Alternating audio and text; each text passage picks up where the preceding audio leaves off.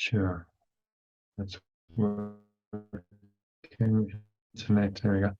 So welcome, welcome, Sally, again to the Zoom room. So yeah, I think that's you said you don't get to do text very often. So let's dive into the text.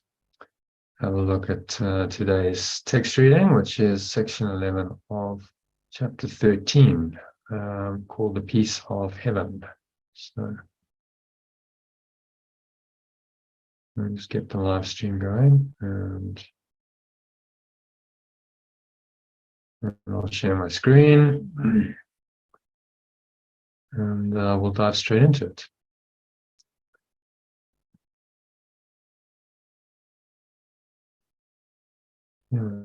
So, yeah. Okay. So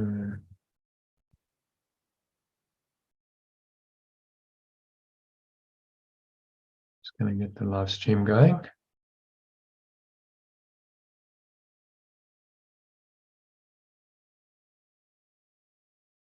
I'll dive into it. Unfortunately, I sort of had a feeling we'd do the text, so I'm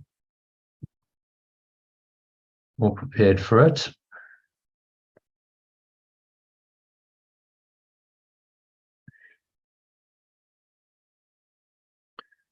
Okay, so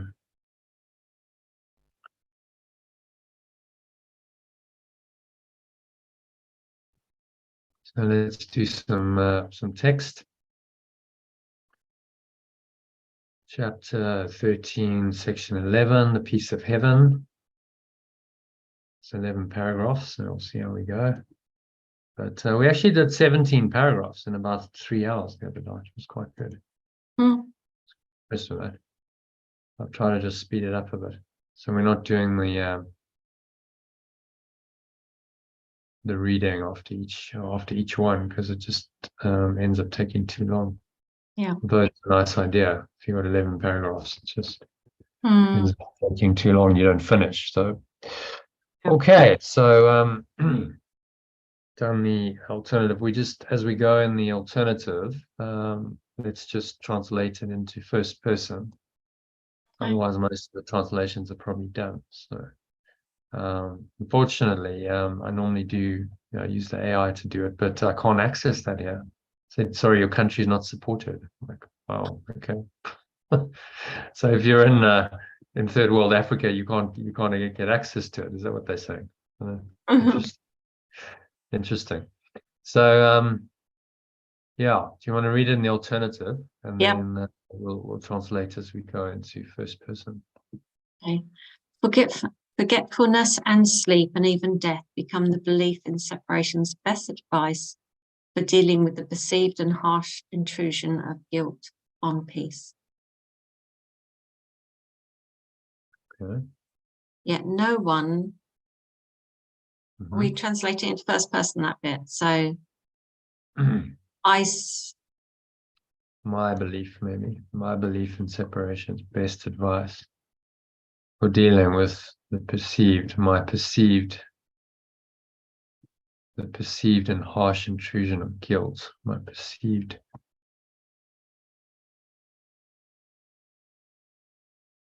What's the, how might we say, the harsh intrusion of guilt on my peace. Okay. That I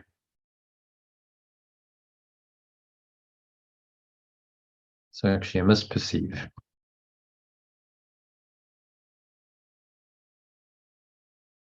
Yeah. What are we misperceiving? So the harsh intrusion of guilt on my peace. So the misperception is the guilt, is that? Yeah. Or It's always a misperception, yeah. Okay. Anything that disturbs your peace is actually a misperception. Yeah. Yeah, okay. Yet no one sees himself. Yet I do not see myself. in conflict and ravaged by a cruel war, unless I believe that both components of the war are real. Okay, so yet.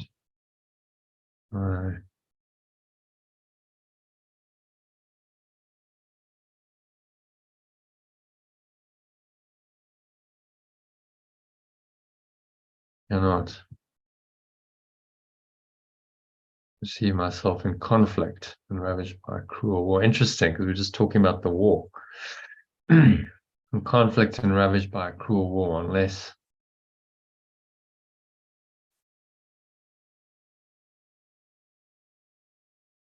I believe that both opponents in the war are real. It's really interesting when I was in my battle earlier that I knew that the ego story was incorrect, but I just could not reach the truth. Could not see that. Couldn't reach the truth. Very interesting, isn't it, when you're in it? It's like the ego was so in front of me. As much as I said it's not true, I don't believe it. It's still I couldn't get to that piece. Couldn't get to that. So I had a little glimpse of peace at one point when I asked the Holy Spirit for help. But I'm just reviewing it. It's quite interesting.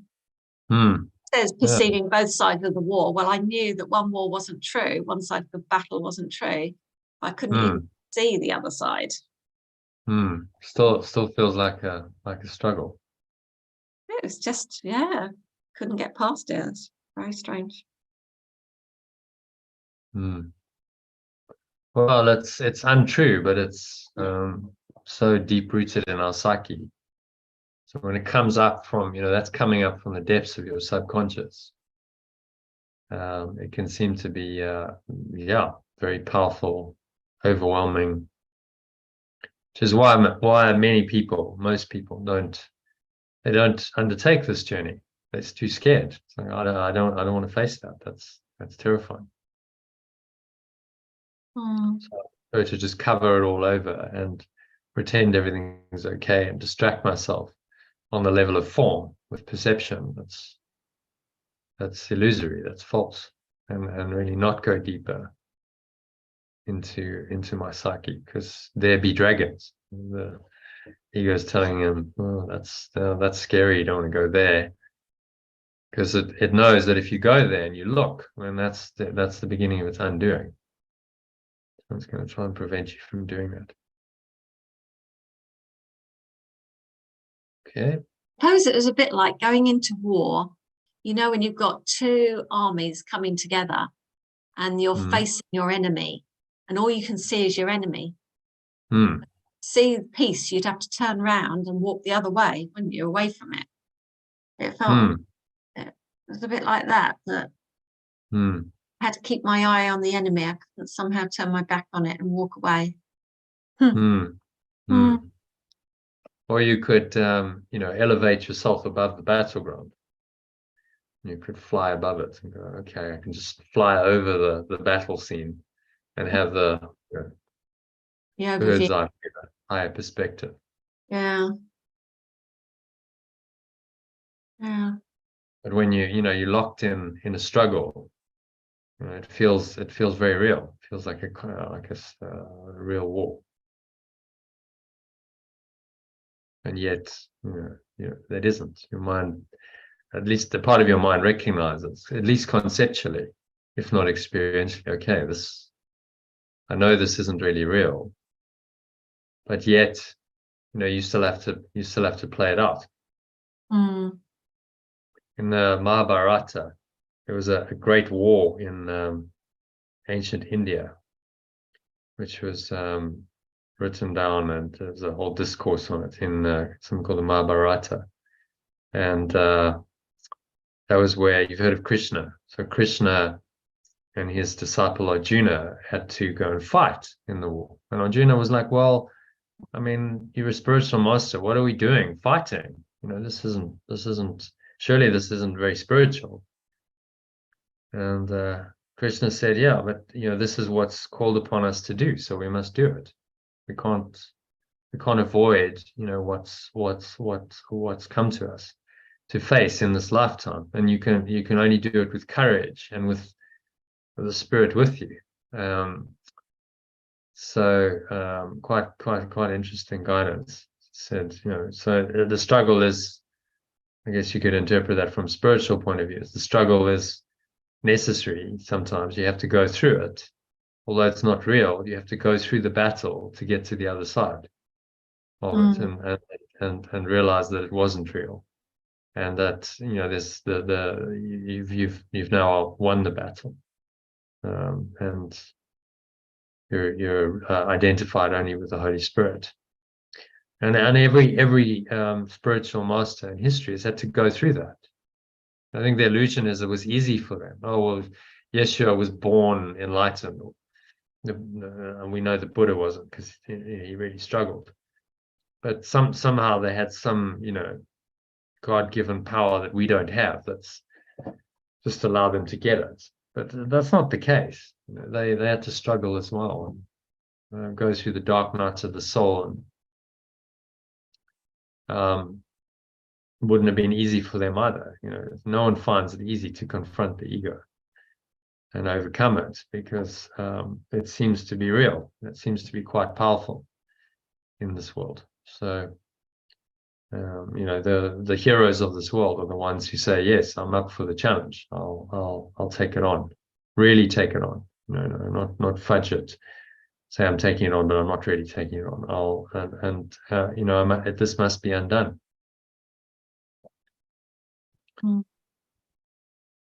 That's why maybe meditating in a cave for decades doesn't quite do it. You have to go back into the city and face the demons. Well, I suppose you could fight your inner demons. Yeshua went into the desert for 40 days, they said, and he had to face his inner stuff, and let it go. But then he came back. He returned from that into society. That was a sort of little retreat where he had to face the ego in three guises, and overcome it. And that was what prepared him for his ministry. So there was a struggle for him. That was his battle with the ego. He had to so-called face the devil, which was his own ego, and overcome it. So that's greatest spiritual master of all time had to go through that. It's not surprising, we all do. These battles. These battles come to us so that we can undo.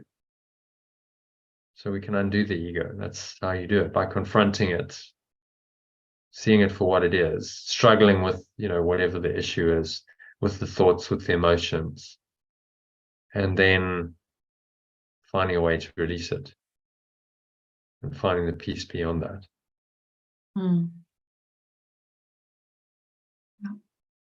Okay, so believing this, number 3. Believing this, I must escape, for such a war would surely end my peace of mind and so destroy me.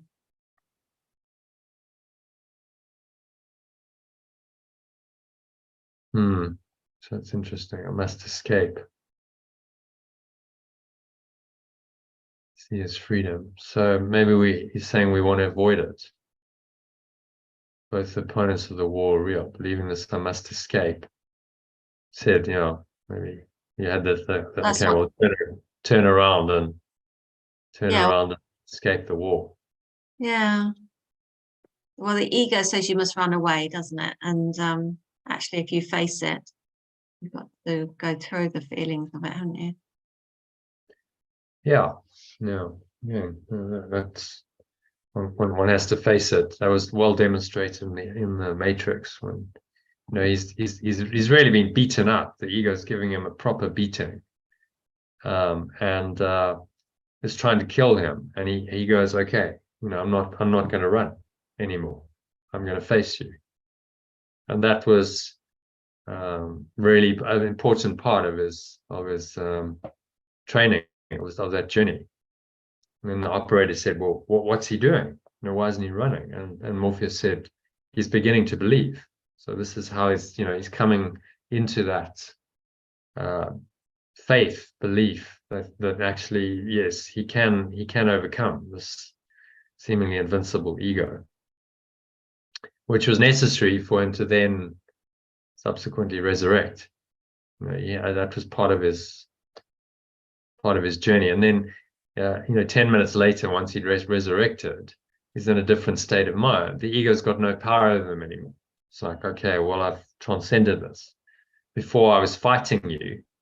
Now it's like you having a go at me, but it's really, he's just, remember that scene, he's just kind of blocking it. And he's like it was really well acted. He was just in this kind of very serene, calm, there's no fear, no aggression. And he just does what he needs to do to block the ego. So that was symbolic of the mastery, that there's this deep mastery, but he's had to go through the struggle, and he's had to fight it, and he's had to go through the conflict to get there, on the other side of that. So these struggles we go through are part of the journey. Okay, so yet if he could, number 4. Yet if I could but realize the war is between real and unreal powers, I could look upon myself and see my freedom. You always read the right passage on the right day. Mind you, I suppose they all apply, don't they? Yeah, but there does seem to be given we were talking about the war in our intro, in the expression, it's kind of interesting that this is how he starts. I could look upon myself and see my freedom. I could where are you? I could perceive myself, maybe capital self. So perceive myself and my freedom.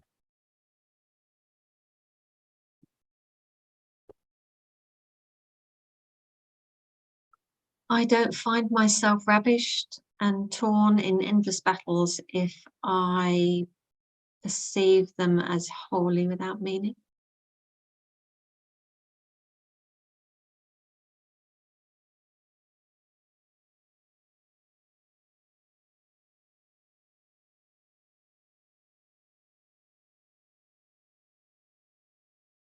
Ravished and torn in endless battles. I need myself by myself perceive them. It's kind of tautological, right? I perceive them as holy.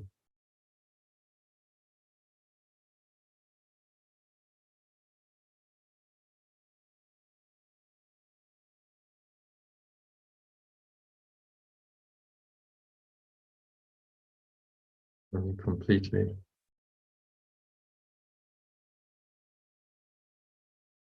I perceive them as completely meaningless, which is where we want to get to. But while the struggle is going on, it can seem to be quite real.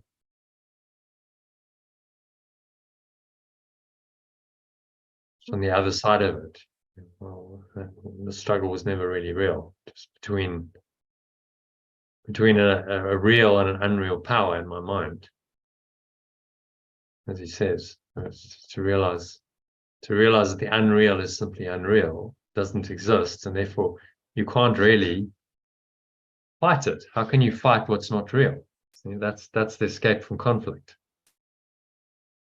How can I go to war with something that doesn't even exist? It's kind of funny that we think we are. You must be delusional. You're fighting something that's not even there. It's crazy. So like, did you watch A Beautiful Mind when I recommended it? Yeah. You know, so it's having this whole interaction with these imaginary beings, and you see him like doing his thing, like fighting with, and people are just going, "What are you doing?" Mm. Because to him it's really real, but you know, there's nothing there. It's all in his mind. Mm. So kind of the same with the ego, but I think there's a process to it. You know, you've got to go through the process of confronting it, letting it go. And the more you let it go, the more you realize this thing is not real because it can be let go of. And then you build up, you know, a lot of reference experiences where you have let it go, so that if it comes again, you realize, well, I can let this go. You know, whatever I can let go of can't be real. And the reason we can let go of the ego is because it's not real. You can't let go of the truth because that's impossible to let go. So it's true. You can only deny it and block it and obscure it, but you can't really let go of the truth of your fundamental, you know, life essence, your awareness. It's not possible because you wouldn't exist without that. So you can only let go of what's false. And the fact that you can let go of the ego demonstrates that it's false. It must be false, otherwise you couldn't let go of it. You see? So the letting go teaches you that it's false. It reminds you that it's false, reinforces the truth that it's false, and then you can apply that truth in every situation to any aspect of its thought system. Okay, so yeah, what's he saying in that first paragraph?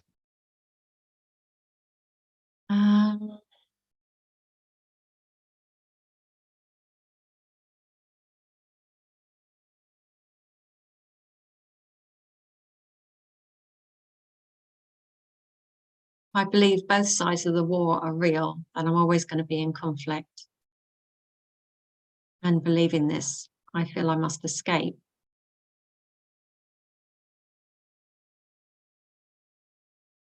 When I realize the war is between the illusion and the truth,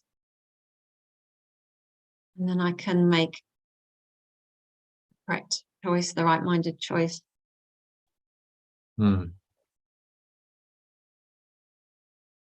see myself and my freedom beyond the illusion. So if you just recognize when the ego is doing its thing, that this isn't real, that this entity isn't real, that's the beginning of the end for the ego, because you can't continue to fight with it if you know that it's not real, that it's made up. Actually, it's just it's you making it up.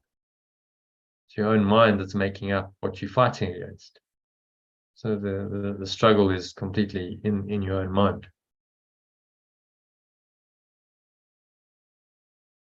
Yeah.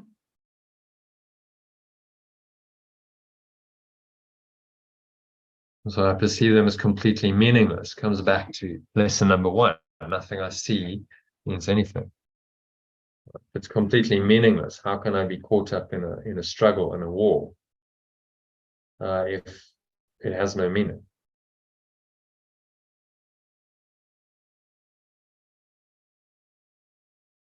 And that's the way out. Go to meaning. You know, the ultimate undoing the ego is that it's non-existent and meaningless. But if you fight it, it gives it some kind of meaning, some kind of importance, and the struggle would seem to be real. So the way out is just to perceive it correctly and say, this is completely non-existent, therefore it's meaningless. Therefore, there is no struggle. I can't fight against what's non-existent.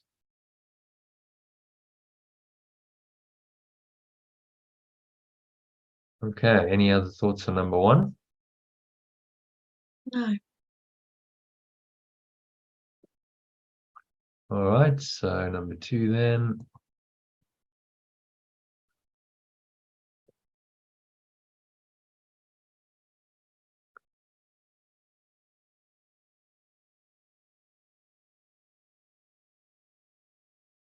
Read number 2 in there's quite a lot to translate here. So we read original in the translated version. God would not have his son embattled, and so his son's imaginary enemy is totally unreal. Pure formless awareness of perfect love would not have its extension embattled, and so its extension's imagined enemy totally unreal. So pure formless awareness of perfect love. Extension embattled. What was its extension to be? How about embattled? Its extension's imagined enemy is totally unreal. You see why we have to have enemies? Because if you have an enemy, it gives this separate sense of self some kind of existence. Whenever you're in a conflict with someone or something, it creates a resistance within you that creates the identity that the ego cherishes. So conflict is necessary to create that illusory identity in your mind.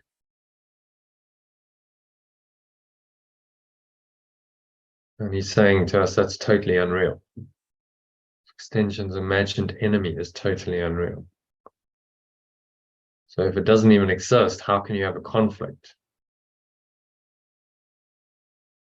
What's not true?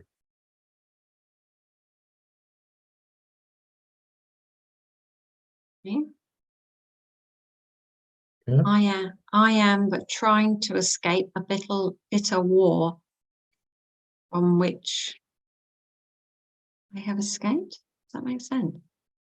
I am but trying to escape a bitter war from which I have escaped.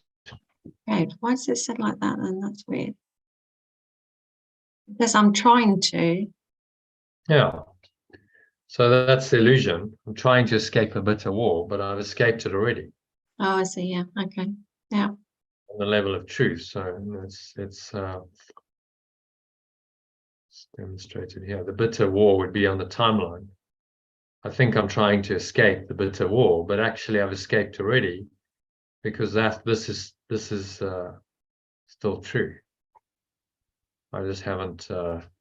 While I perceive the bitter war, I haven't gone here yet. I'm trying to escape the clutches of the ego. It's a bit like a rocket ship. You're trying to escape Earth's gravity. It takes a lot of energy to break out of the Earth's gravity and go into space, into orbit.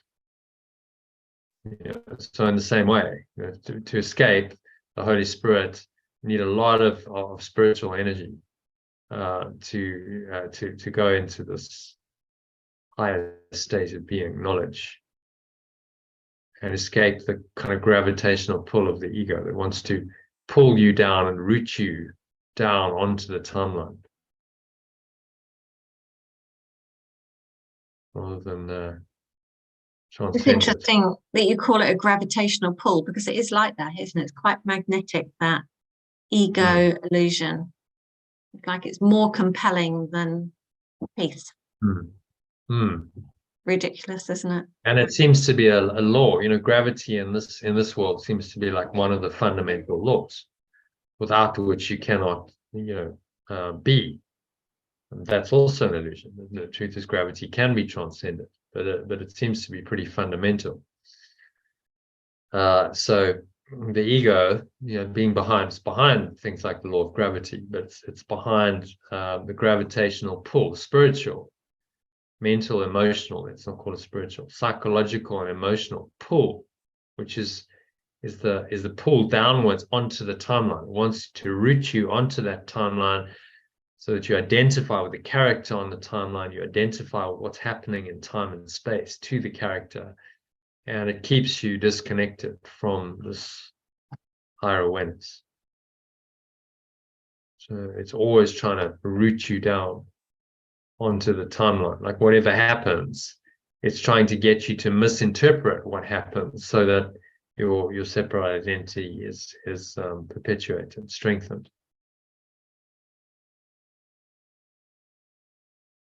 That makes sense. So the diagram shows it quite well. Yeah.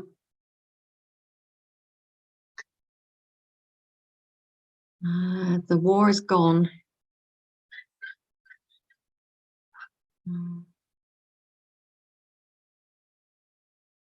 I've heard the hymn of freedom rising into the state of pure formless awareness.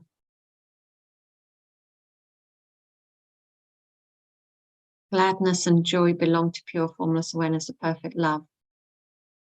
For my release. I made it. Freedom. I made Because it. freedom points is the pointing us to the ultimate freedom of level 1. So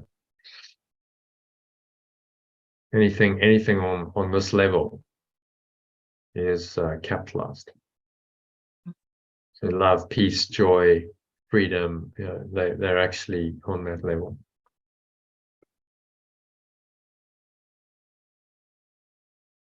Okay, so we're going to hymn of freedom, rising to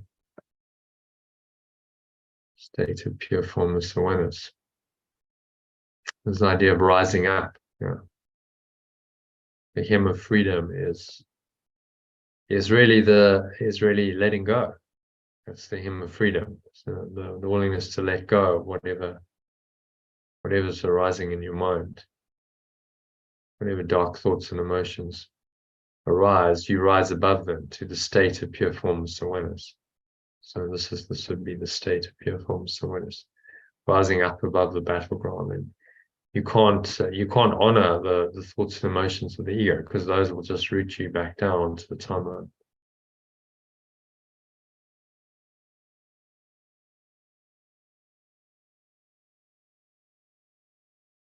What number are we on? Gladness. I've heard the hymn of freedom rising to the state of pure formless awareness. So number 5, gladness. Belonging to pure formless awareness, perfect love for my release, because I made it not.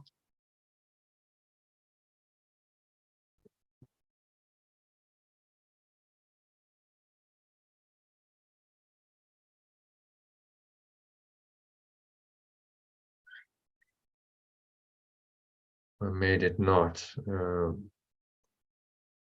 What's he talking about? Because you made it. What's the it? Gladness and joy, because you made it not. Heaven must be talking about heaven.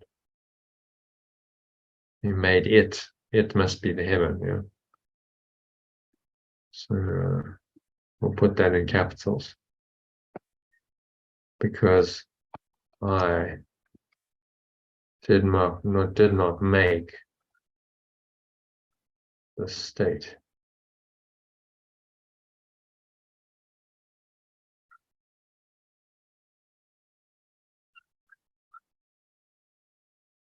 Okay, number 6. As I made not freedom, as I Did not make freedom,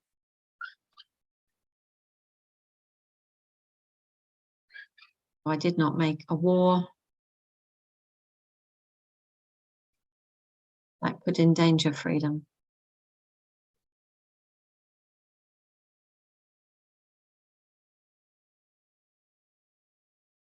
Nothing destructive ever was or will be.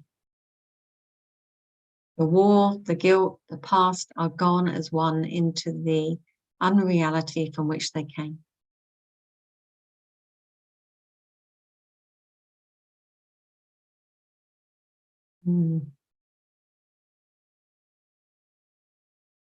gone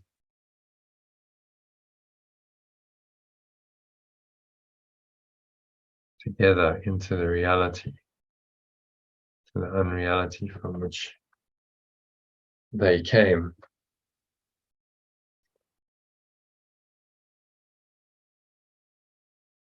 Takes a bit of getting used to this language.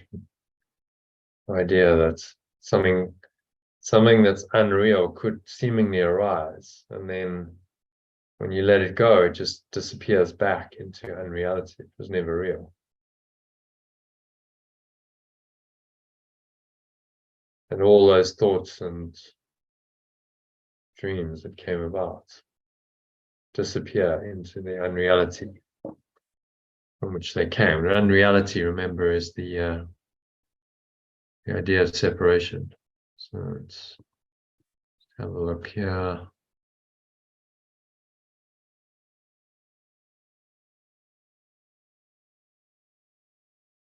The tiny mad idea of separation is the unreality from which it came.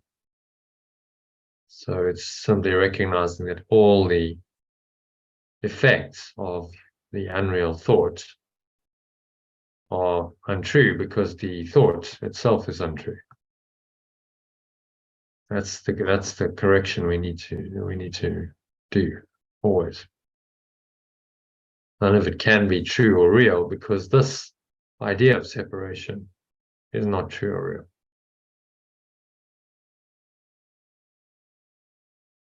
Yeah.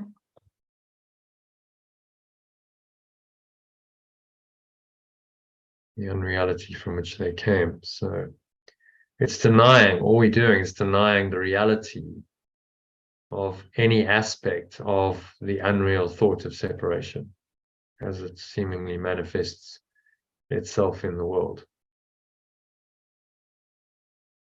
If you deny the unreality of the effects, you must also be denying the unreality of the cause.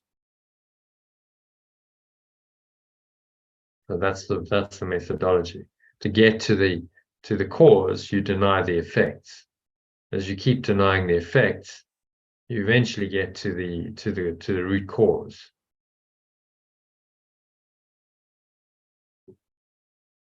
And then it's undone. Once you realize that's untrue, then everything that comes from it's untrue. The whole construct collapses like a house of cards. You realize that idea of separation that underpins it all is not true. Each time I go into the pure formless awareness and I have one of these little awakenings, it all collapses and I get, I can see it really clearly for a while, and then it causes that shift. But then you kind of go back into the everyday life and it just like nothing's changed. You're back in there, just slightly different perception maybe, but very interesting. Yeah, it's this is an extremely sticky thought system to get out of, because it seems to be reality.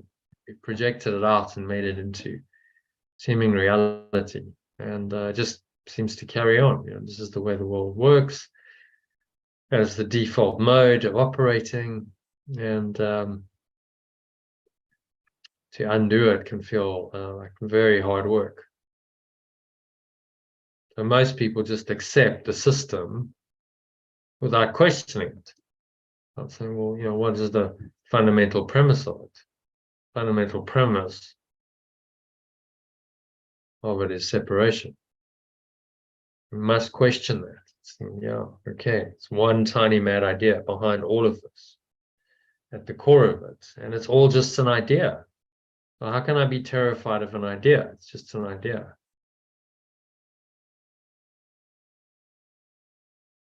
Terrified of an idea. That's interesting. Terrified of an idea. It's getting crazy. You yourself are thinking and believing, and then terrifying yourself by continuing to think it and believe it. And could all just let go of the idea. So the idea never happened. The idea never happened. How can you have any of these consequences of an idea that never happened, even though it seemed to happen? So this is our job, to remind ourselves the idea never happened, no matter what effects I seem to be facing. None of them are real. Therefore, I don't have to react mentally and emotionally to them. Therefore, I can stay rooted in my peace, my pure formless awareness of perfect love, and not have to react.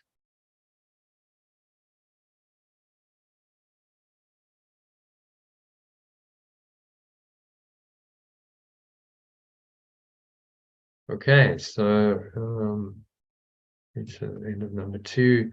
Want to give us a little summary of that? What's he saying in summary of number 2?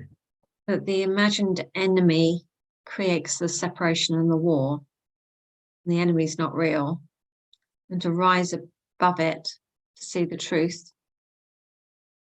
You deny the war, deny the root cause, and then you undo it all. Sounds so easy. Yeah. Well, conceptually it is. You look at it from this perspective, this diagram makes it very clear. Okay, well, you've just got a tiny mad idea. It's not real. All the effects of it are unreal. So deny all the effects.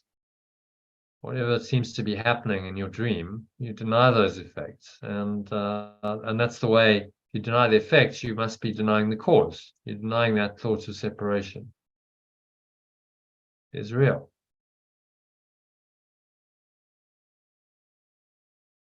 And that's the way out.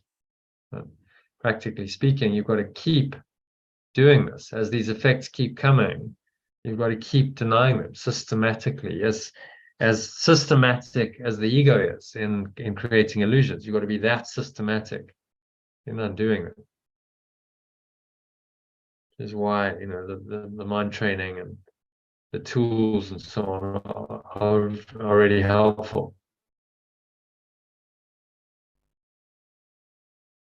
On Saturday, when I went into the nothingness, the stillness, the emptiness, the divine completeness type thing, I went in it and then immediately wanted to flip out of it. It's like I stopped breathing. It was like, oh my God, I was in it. And then I wanted to come out of it straight away. It's really interesting that, like, wanting to be there, but when I'm in it, it's like, it's so unbearable. Like, don't think I can hold it for very long. But this time I stayed there, and then it turned into ecstatic joy, and then I could see it was all,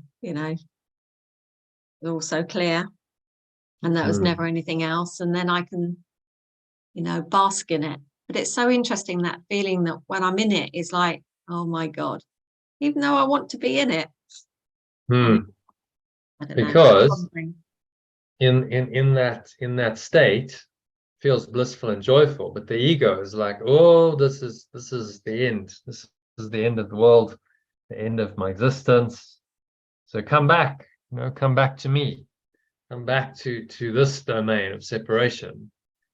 This is scary. Yeah, scared of the unknown is what came up. Because for the ego, having denied this now becomes the great unknown, and it's telling you, I'll take care of you, I'll look after you, this world, me, even though it's not, you look at it like this, like it's terrible. It's really not a good idea. At least it's familiar. I don't know how, how the system works, how it operates. The ego's sort of kept you in the game for so long. Says, well, I'm the one who will support you. I'll make sure that you have what you need. Your needs will be met. I'll make sure of that. But it's an illusion. It's not really. Those are whatever the ego tells you, your needs aren't your needs. Your only true need is this: love, peace, and joy.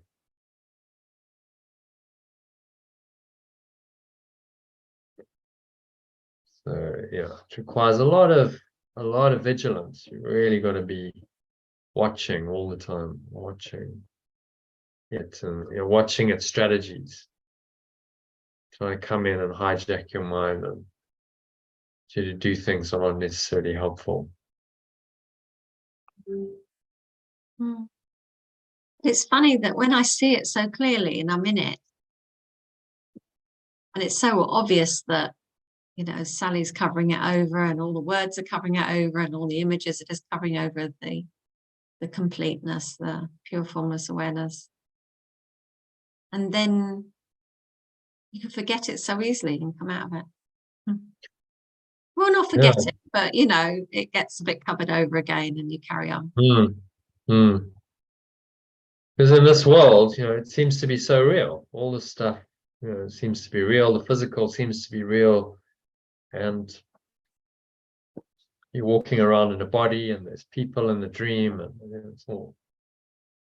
And so we forget. It's designed. The world's designed to make you forget. That's what it's there for. Sense perceptions designed to make you forget your inner self and the inner, domain of pure awareness, pure formless awareness, and identify with the character that is now operating in the world.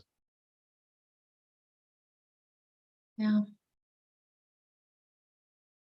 So, when you understand this, that's why we keep coming back to it. When you understand this, then the letting go is the only thing that makes any sense.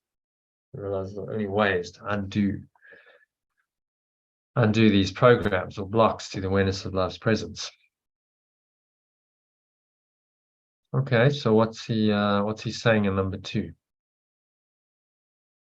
We already did a summary of 2. Okay, happy with that? Yeah. All right, so moving swiftly on then to number 3.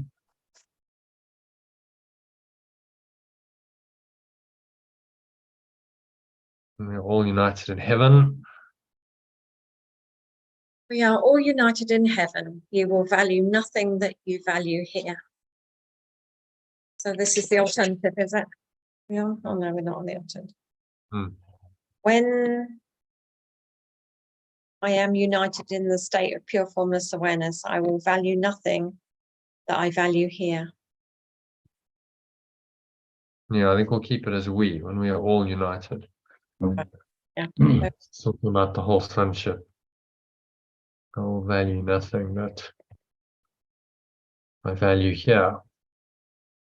And nothing that I value here, I value wholly. And so I do not value it at all. I value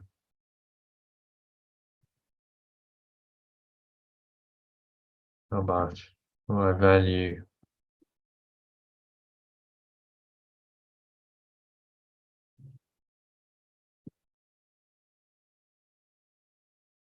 value nothing here wholly. So I do not value it at all. So there again, that's a non-dual statement. I can't value partially. Value is there's either value or there's not value. Something's either completely valuable or not at all valuable. There's no in between. I value nothing here wholly because we've got degrees of value. Well, that's I value that somewhat. I value that more. Call it preferences or attachments. Actually saying you don't value it at all. Yeah. The value is where pure formless awareness of perfect love placed it, and the value of what pure formless awareness of perfect love esteems cannot be judged, for it has been established. What? Makes sense. Value is where pure formless awareness, perfect love placed it, yeah. The value of what pure formless awareness, perfect love esteems cannot be judged, okay? For it has been established. It's a funny way of writing it, isn't it? Like gel with my brain. And translate it. Value is where pure formless awareness of love placed it. Okay, placed maybe. Established it maybe.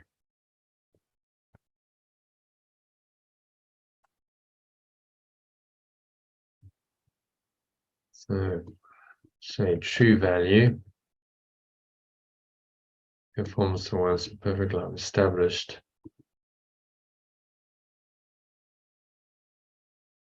Established it.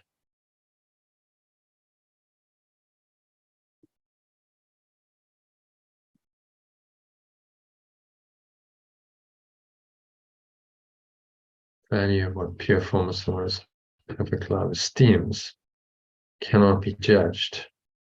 No, that should be capital. Value of what?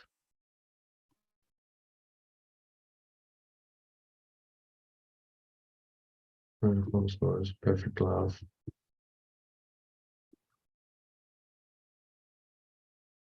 I think values would be better than esteems, don't you think? Yeah. Value of what? Pure formless awareness, the perfect love values cannot be judged. What has been established. Oh, so we even say it established there.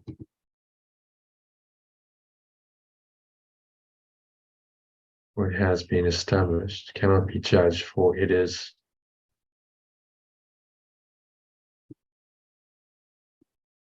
has been established. It is wholly of value. It is. How about we said it is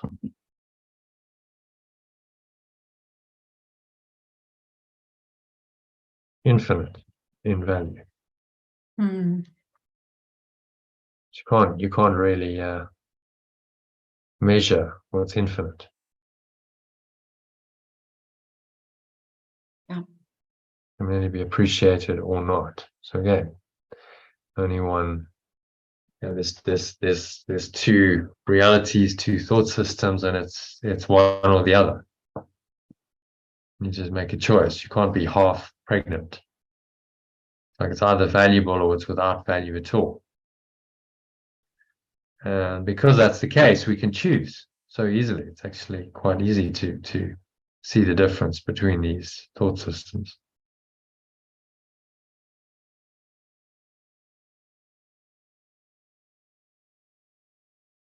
Okay, we carry on. It's infinite in value. Number 5. It can merely be appreciated or not. To value it partially is not to know its value.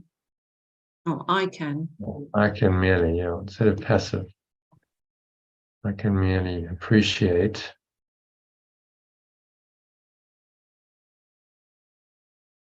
it or not. I value it partially.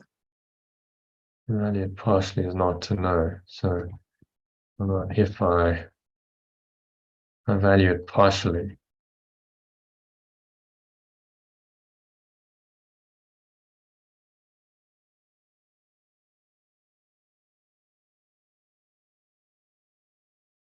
I do not know its value.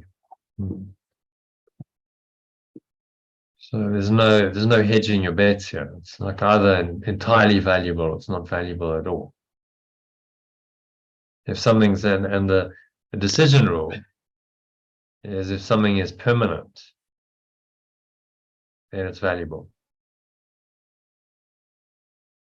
If it's permanent and it's last forever, then it's of value because that's coming from the eternal.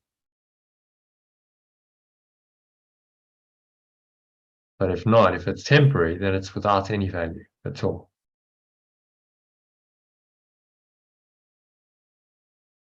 Quite a simple decision rule, really. But because it's so clear cut and straightforward, we can actually make this choice quite easily. There's no ambiguity and fudging it. I don't know another thought system that is as clear. You think of many dualistic teachings. There's always ambiguity, paradox, ambiguity. They try and somehow merge that. They somehow overcome the paradox by saying there isn't a paradox, but there is.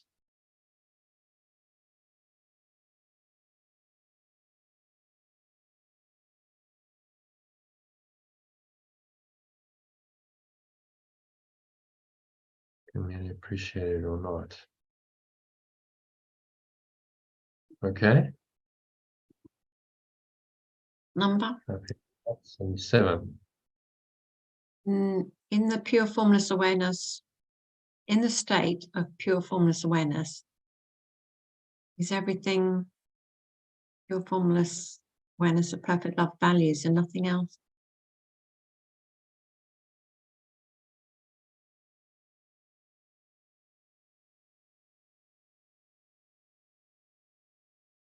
Is everything pure formless awareness perfect love?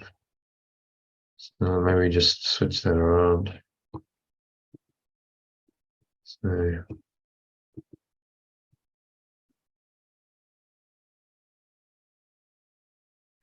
pure formless awareness perfect love values.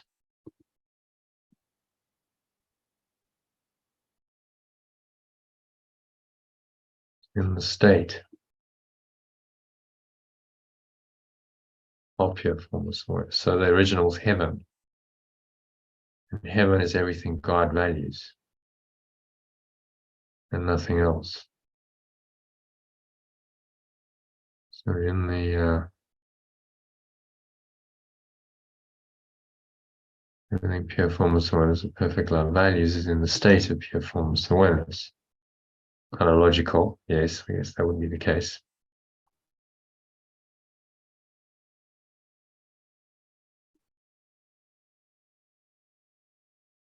And there is nothing else.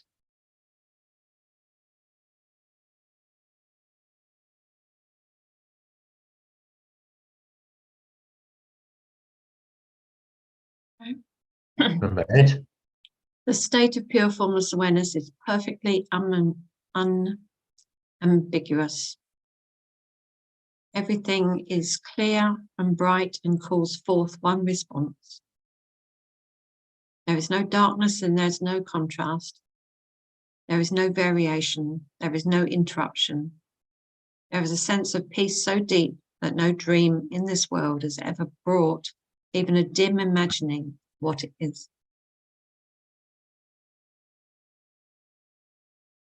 Mm.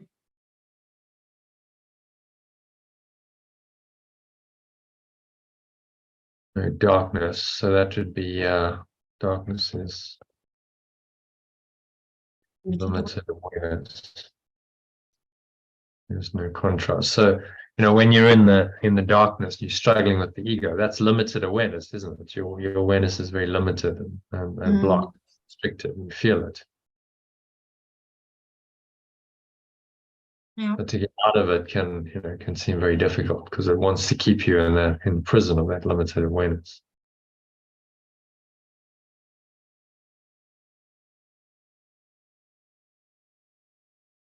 There's no contrast. Because there's nothing to contrast to. Because if there's only perfect oneness, then what are you going to contrast to or against? It needs duality. It needs something else to contrast against, doesn't it?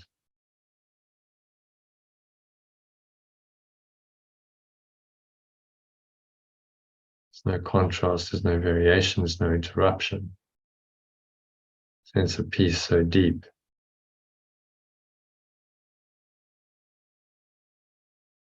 No dream in this world. You want to carry on? Which one? Oh, I've done it all. There was a sense of peace so deep. Yeah, I did that one. Peace so deep that no dream in this world has ever brought even a dim imagining of what it is. Has ever brought, we can just personalize, say me, even a dim imagining of what it is. Let's say peace. So that peace is pointing again to level 1. That's why I capitalize it. It's pointing to this level 1, level 1 domain. So hence the capitalization. Sense of peace so deep, and no dream in this world has ever brought me even a dim imagining of what it is. Okay, so what's he saying in this paragraph? that perfect love can't be judged because it's of whole value. You appreciate it infinitely or not. You value it. You don't know its value, but it's wholly valuable. And pure formless awareness is complete and whole, and there's no contrast, no opposite, and no variation in it.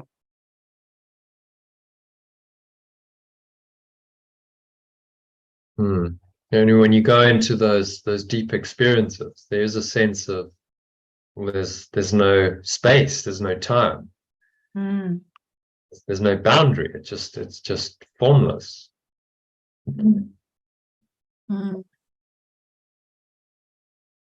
But very, so liberating, because there's no boundaries, no limitations, none of the rules that apply here apply there. No dream in this world has ever brought me even a dim imagining of what it is. So how can a dream of an illusion show you the truth that's beyond it?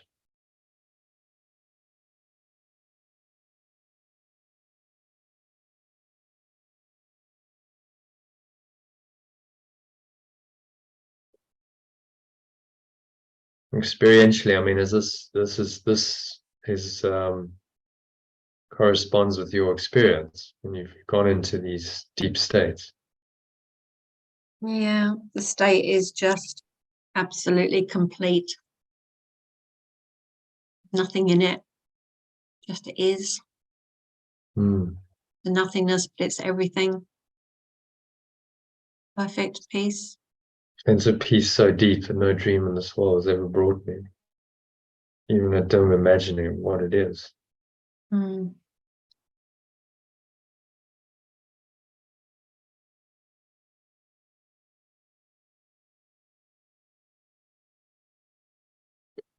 So you won't find it in the world. You won't find the peace that surpasses all understanding in worldly understanding. You have to go beyond perception, beyond the world's perceptions, beyond the world's understanding, into the experience, pure experience of this pure formless awareness of perfect love, which will take you back to heaven. I do feel like I'm living in heaven more and more and more. I have long stretches now of hours of it. I might be out in nature and just this feels complete. Yeah, well, that's the real world. When you're in that complete state, that's true perception. That's the real world, and your perception of this world is shining with the eternal source that is truly valuable. So everything then takes on that light. And you recognize true value even in the dream. Underlying everything is that value. Underlying all form is this true value.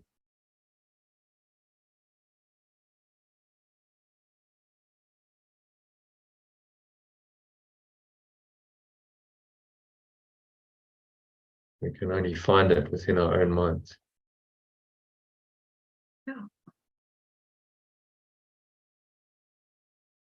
By going within, by asking for it to be revealed, and mostly by letting go of what we value falsely. And so that's the big problem. We value things in this world over what's truly valuable, and those are the blocks to the awareness of love's presence that we hold. Which need to be undone to reveal that what's truly valuable.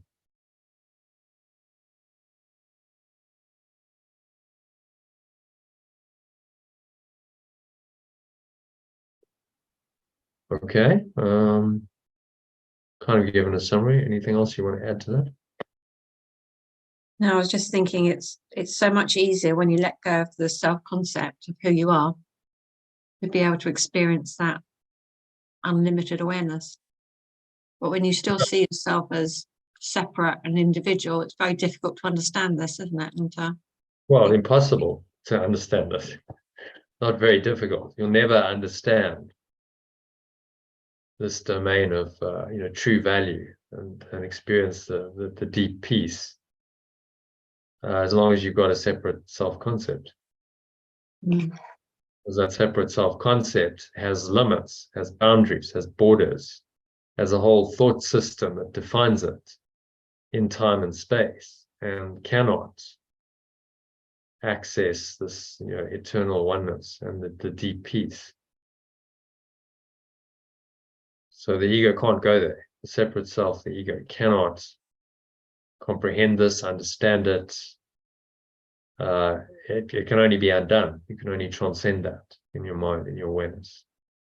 You realize there's another awareness beyond that separate self that you need to cultivate and explore and dive deep into that.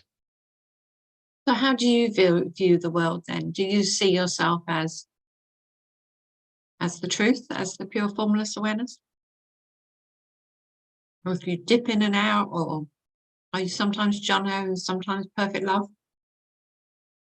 No, the Jono character doesn't really exist anymore. There's still a sense of, okay, there's a some kind of vehicle here that needs to still operate and function in the world. But it's identification with the character of of Jono, what Jono thought and believed, and that person died. Hmm. When I went through my kind of spiritual crisis / awakening.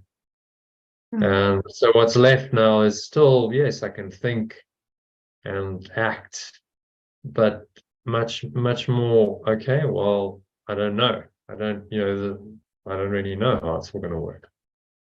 Yes, on the level of form, I need to, do, that's why I'm here. There's a business, and so that there's still an awareness of that. But then, the deeper awareness is, well, actually the only thing that matters is letting go. So let me just apply the letting go to whatever happens, and trust. Do you feel located? Do you feel located in the body from the Jono viewpoint, or do you feel you are much more spacious than that?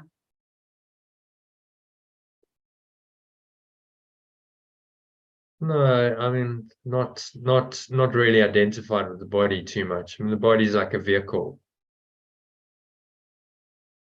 But when I drop into like a deeper awareness, we're doing meditations and stuff, it's feels very spacious and not, I'm not really rooted in the body or even here. It's kind of a sense of this infinite awareness you can just drop into.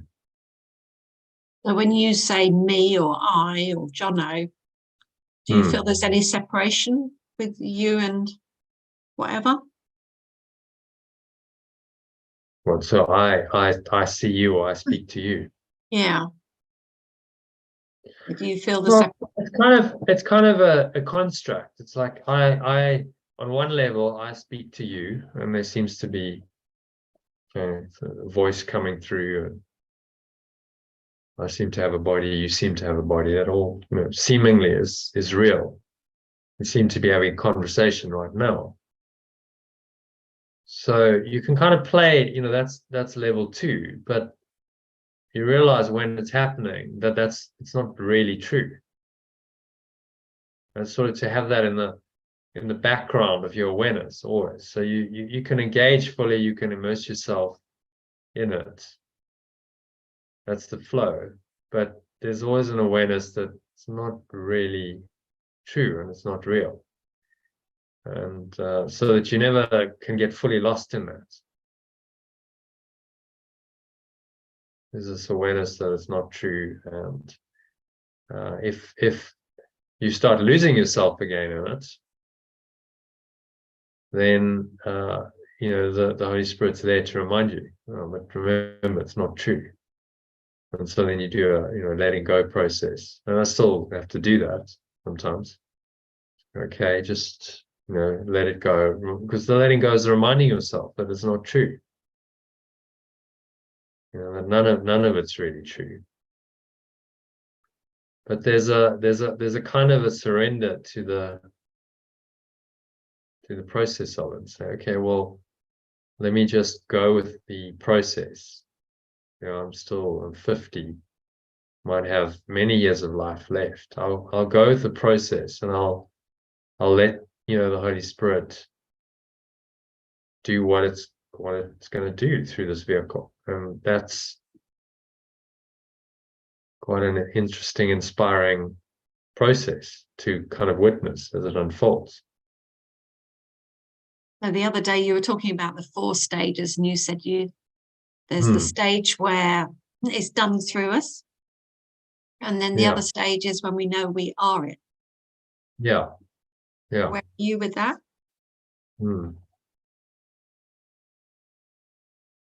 Mostly stage 3, I think, because I'm still quite active in the world. The moksha stage, which is I am it, is really just when you're in that pure formless awareness, and you just action isn't really required or possible, because you're just floating in heaven, as he calls it here, pure formless awareness of perfect love. What I feel is I was the observer, and the stuff was coming through me, and now I feel I am it, and there's no observer there most of the time. It's still happening. I'm still experiencing it, and it's happening, but it's not happening to Sally. It's just happening. Well, it appears to be happening, but there doesn't feel that same. I'm not waiting for it to come through me. It's more like it just is. Yeah, it's shifted anyway. Well, there's a sense of an isness about it. It's like, okay, so that's always there. Can't really lose that. But then it expresses. I think I'm in an expressive stage. So okay, it wants to express through me into the world. And that's at the moment. That's where it's at. There's a process to it. I can't just check out and go, okay, well, I'm just not going to do anything, because it's difficult when you're in the isness, because you don't really want to do anything because everything's perfect. Yeah. There isn't the motivation to get anything done, although things do happen. But it's quite the same, isn't it? Yeah, it's very much a frequency holder. At that point, you just hang out in that blissful state, and well, why would you actually want to do anything? There's nothing higher than that state. But on the level of form, that means your life is not really going to move forward. So you got things. But it does seem to. Things do seem to happen in the isness. They still happen, but there isn't anybody it's happening to, and it's not happening through anybody. It's just happening. So I think still things look like they're happening. It's just not a choice. Well, the mystics often, they just once they get to that stage, they're just in the peace. There isn't really much to do, and there's no desire to do anything. But yet, things. I mean, look at, say, take Ramana. He's a good example. So he was in the fourth in moksha most of his life, and yet a lot of stuff happened around it. Books were written, an ashram was formed. People, there would have been a whole organizational structure to the ashram, but it all just kind of happened around him. I don't think he really actively tried to do any of it. It just Yeah, so happened because he wasn't deciding to do it, no, but it was happening. So yeah, there might have been others that made it happen in the physical. yeah, But yeah. his He wouldn't energy have was the been thing like, that made it happen, really, though, didn't he? His energy was the yeah, his presence was what inspired people, and then people who are more like in third lane or second lane went, oh, okay, we need to create an ashram and we need to raise some money for it and we need to get donations and he wouldn't have been bothered about any of that. That wasn't his thing. But it still happened around him. So often, that level that people get followers and then the followers do it. Like Yeshua, was level 3, level 4. A lot of the time he was able to operate in level 3, and then every now and then he'd say, well, I've got to go to the mountains and just go to level 4, moksha, and just commune. But a lot of the time in his ministry he was level 3, operating in the world quite effectively, traveling around, doing miracles, healing, teaching the crowds and so on. But he didn't really concern himself with things like the money. That was delegated to others to handle, and he knew that it needed to be handled. So he was clever. He recruited a tax collector. yeah. He had his financial guy. He was like, okay, we need someone on the team who can do that. So yeah, Matthew will do. And so he gets a tax collector who's got those that kind of mindset and skills and can manage the money, because they needed some resources. They're traveling around in groups. There would be, well, you've got to get food and you've got to have accommodation, and there's a whole structure to it. But he just was guided obviously by spirit to get the right team to help him, so that he could really focus on the teaching and the miracles, and didn't really have to concern himself with the finances and stuff. So ideally, I suppose, like where I'm going is to build a team, get a team of people, and I'd like to just focus more on the teaching and having more time out for myself to just go into deep peace and meditate more. But it's a process. I'm just saying, well, you show me then. I'll do whatever I'm called to do. It was interesting because Yeshua, had his own journey to get there. Like he had a life when he did a lot on his own, and then towards the end he got the disciples, and that was then the Spirit allowed him to focus more on the teaching. So yeah, just surrender. I'm like, okay, well, show me. What's the next step? What's the next way? And it's a process. I think that's what I've learned. It's like, okay, I'm not in. There was a time where it was like, just give me bliss. I just want bliss. Just Me too. Yeah. The feeling. But it's you got to, like, wisdom is like, okay, there's a process to this, and the Holy Spirit will work with me over. It hasn't got a short-term perspective. It's got a long-term perspective. Obviously, it's the whole of your life. It's the whole of time. So be patient and just trust it, surrender to it. That it knows what's right for you in your journey right now, and the journey will unfold, and you grow and you change, as things unfold, and you trust that process. So that's the hero's journey, isn't it? You've got to trust that you are exactly where you need to be right now. It's all unfolding as it should, and when the next stage unfolds, then it will unfold, and you're being guided every step of the way.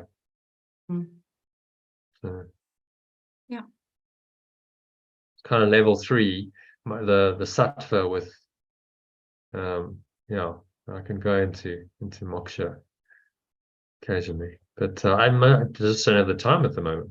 I can't check out for hours. I'm like, okay, I've got to operate. It's like there's people, the whole community needs their material every day. and then I've got a little boy who wants to see his dad, so and that needs to be taken care of. I've got to get back to the UK. I've got to do the business I'm here to do, and that's all part of the getting the logistics, the practicalities of of the life of life sorted, while remaining in flow and letting it unfold. So Yep. Sense of peace so deep, but we call to that. It's like, oh yeah, that's so nice to just go into go to be able to surrender into that peace and not have to be doing. There is a deep call for that. There's no doubt. But when I go into that piece that's really deep, the ego will pop up every now and again and go, "Oh, this is boring. Want to go and do something." It's so interesting.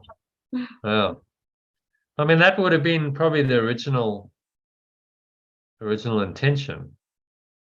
That the tiny mad idea was, infinite blissful peace, and then the tiny mad idea is like, no, this is just boring. There's got to be something better than this. That tiny mad idea, that little desire that there could be something more than this infinite peace, was what kicked the whole dream off. Yeah. So then we go seeking more, and what we find is not more but less. We find a lot less than infinite peace. We find limitation and lack and scarcity and pain and suffering and sickness and death, because you can't have more than infinity. It's not possible. No. That's all there is. That's the max. There's nothing more. The ego's delusion was that we could have more than everything, and so that's still a defense. You're in the peace, and then the ego says, "Oh no, it's got to be more than this." But is it more? Is it less? Yeah, it's less. It's actually less, because you're not in the infinite peace anymore. You've got to drop down to enter back into the world. You've got to drop down in consciousness, and now start engaging in a world of limitations, and trying to find your way, ideally miraculously, but still you're still dealing in time and space and perception. So it's a lot less than infinite eternal oneness. But it's interesting how the ego tries to convince you that it's more. And then we have to make up our own mind.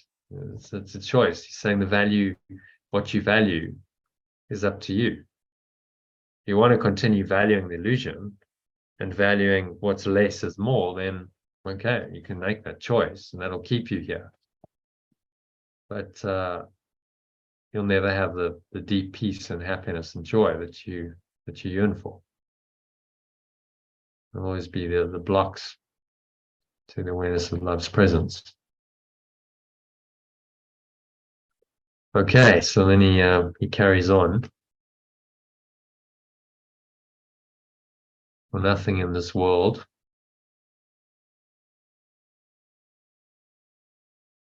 Which one? The original? isn't much to translate. We'll just go to the alternative, I think. Nothing in this world can give me peace, but nothing in this world is wholly shared.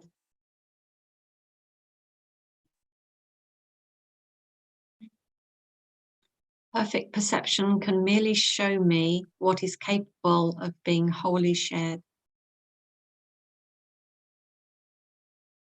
It can also show me the results of sharing, while I still remember the results of not sharing. You just run that by me in English? Mm-hmm. So it can show me the results of sharing, which is unity, oneness, while I still remember the results of not sharing.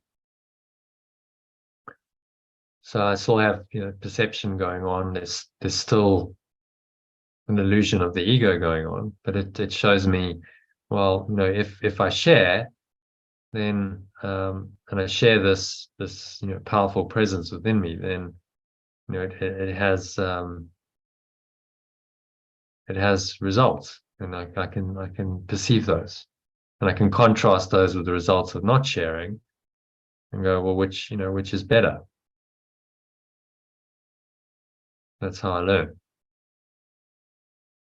I still don't get it. Say it again. So, Okay. the perfect perception can merely show me what is capable of being wholly shared. So, when we're talking about shared, I don't get that bit. Are we talking about splitting it? We're talking about splitting it, are we?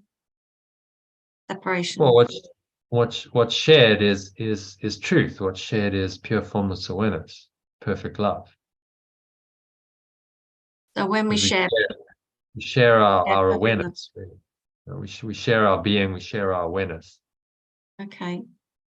It shows me the results of sharing. Well, I still remember the results of not sharing. So the results of not sharing are the ego's results. The Not idea that sharing, not sharing's the ego, and sharing is sharing the love. sharing ultimately my my being, my true awareness is shared because we have the same awareness. Oh, yeah. Okay. So it'll contrast these, and this plays out in our life experience. So this is part of the journey, the hero's journey. Like I'm here supposedly to do some business and stuff, but really they're lessons in sharing and not sharing, and you start to see the contrast. As you give, you receive. I bought the chap I'm staying with, I bought him a meal when he came and fetched me. And then, it returned the next day. He got me something. And he said, oh, don't worry about the fuel, because he'd given me a lift. And so you go, well, as I give, I receive, that's how it works. Mm. So then you start learning, the results of sharing, while you still remember the results of not sharing. Because there's still apparently, well, I could have not shared and said, well, actually get, very attached to the money and keep close accounts, and that would be not sharing. And then there was a situation where we said, oh well now the accommodation was supposed to be free on a on the understanding he would get a commission on whatever I'm doing. And he's like, oh no, it's my wife's accommodation, so you have to pay. So it's like, okay, there's the result of not sharing as well and sharing. You see, so there's a contrast. I was like, well, what do I do? I could say, well, that's not what we agreed on. Or I could just go, okay, it's fine. I'll accept that. I'll give you, still give him his share of the commission, but I'll just take it out of the accommodation out of that. That seemed to be fair. So it's about fairness as well. And the Holy Spirit guides you. I also, well, I could then say, well, it's one or the other. Make your choice. You can't have it both ways. But then I thought, but that's bargaining. We had the recent lesson on bargaining. So you don't bargain with your brother who's the same as you. You give as God would give. So I'm like, okay, well, that's fine. So effectively, I'm taking all the risk. You still get the same, except that this then is your contribution. Like the accommodation is part of the contribution. So this is how it works on the level of form. You have to navigate your way through sharing and not sharing, and truth and illusion, and you ask for the guidance. Say, okay, so how do I wisely, navigate through this? And remarkably, the Holy Spirit can guide you in these practical situations that crop up and actually give you the guidance as to what you should do for the highest good. Because it can translate pure formless awareness of perfect love that's infinite and eternal into, okay, what decisions should I make in this particular situation? Where there seems to be duality, and there seem to be other people, and there's various, circumstances and consequences and all that. And it somehow works it out. Amazing. Mm. Tells you what you should do to, have the optimum outcome. without conflict. It was like, okay, I just said it's, so no major conflict. I just said, well, you didn't make it clear up front. The understanding was that you were going to come, and because I've stayed here before, it was going to be on the same basis. You didn't say, oh, actually, this time you have to pay. It was just kind of, now I'm here. Oh, now you have to pay. So he kind of fudged it. He should have been more honest, shouldn't he? More upfront, because that's the way to do it. But Well, he'd obviously got a bit of push from the wife, hadn't he? So he had to change the probably rules. she's like, and then he's like, okay, well, I'll just say she's in charge, and that'll get me out of it. But you should have said up front, okay, this is the deal. Then you clear up front. So much better in any interaction, particularly business, money's involved, that it's up front. It's like, okay, that's understood. As soon as you go, oh, but actually, we're changing the arrangement, then it creates conflict. So these are all the lessons. You get these lessons on the way, and you go, well, actually, the whole point isn't really about the business that's being done and whatever is happening on the level of form. The point is the lessons. It's the experience. It's the lessons, and you can surrender to that. Mm. So it's all just part of the journey of this seeming character called Jono through time and space, and it's all lessons to be learned, to refine it, to get more and more in tune with the oneness, and so that ultimately, when the dream is over, it's time to lay the body aside. The mind is healed and can just go back into pure formless awareness. But that's a process. It's like it's going to unfold over who knows how many more years.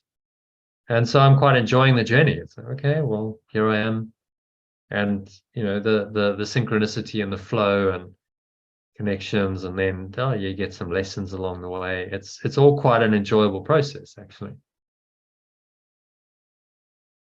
Which is that's why he's called it A Course in Miracles. Saying it's about the miracles are how you do this. So the pure formless awareness of perfect love will come, but while you're in the world, you get the miracles to guide you, and you get these little glimpses. You get glimpses of the truth that come through. Okay, so number 4, remembrance of perfect love points quietly to the contrast. Remembrance of perfect love points quietly to the contrast, knowing that I will finally let it judge the difference for me, allowing it to demonstrate which must be true.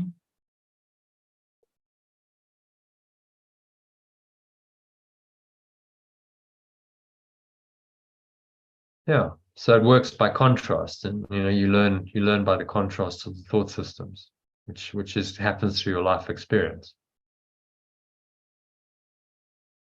So to deny the need for the journey is to deny the destination. Yeah, okay, so there's a journey to be undertaken. Mm. And I surrender to that, willingly. I'm going to take each step on the journey as I'm called to. And that's the hero's journey that unfolds for all of us. It has perfect faith in my final judgment because it knows that it will make it for me.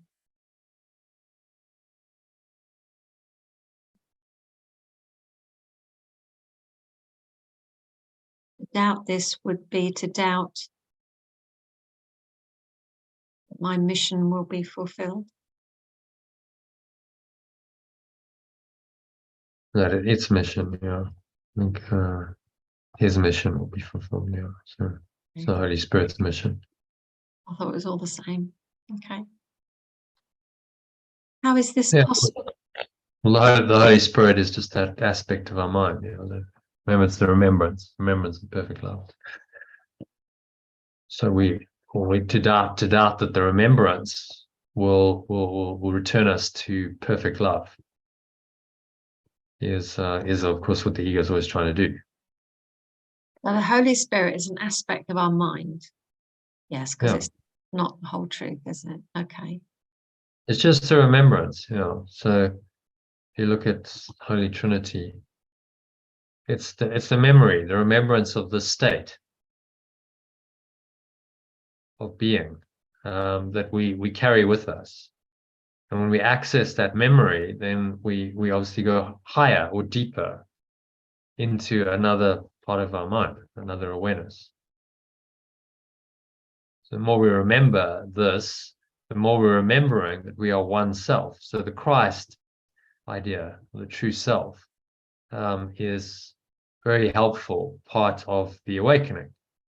Because what is remembering? Well, the true self in you is remembering. What is perceiving? What has the true perceptions of the Christ's vision? The true self, or the Christ. So now there is an entity in time, seemingly real in time and space, that can actually perceive, that has these true perceptions, that can let go. And so that becomes the intermediary, the kind of bridge between the worlds. That you ascend up from being rooted in your separate self, completely, in duality, to one self, where you realize I'm not a separate self. I'm only one self. Everyone is one with myself. And of course that unites you with pure formless awareness of perfect love, because what's behind the one self is this fundamental awareness we call pure formless awareness, perfect love. And so the Holy Spirit's perceptions strengthen the Christ self, the true self in you, so that eventually you're so identified with the one self, separate self has been denied completely, that you just merge back from the true self, that awareness, into pure formless awareness, perfect love, which is beyond the true self or the Christ, and beyond the Holy Spirit. You don't need a memory of perfect love when you're in perfect love, do you? The remembrance is no longer necessary because you're totally in it. So if you understand that, then you understand the Holy Trinity, and have more understanding than most Christian theologians in history, because they all try to make the Holy Spirit into some kind of entity, and then try to figure out, well, if God is one, but now there seems to be three, how does that work? How can you have one and three? But the Christ and the Holy Spirit are not ultimately real. They're just temporary constructs in the dream world that help us to ascend, and go back to the one awareness. And they're useful tools, but they will ultimately be let go of as well. So then the Holy Trinity collapses into oneness at the highest level, which is the whole point. They are there to bring you back into perfect oneness. They don't contradict it. Their only job is to bring you back to the perfect oneness. So they're not in any way in contradiction with God.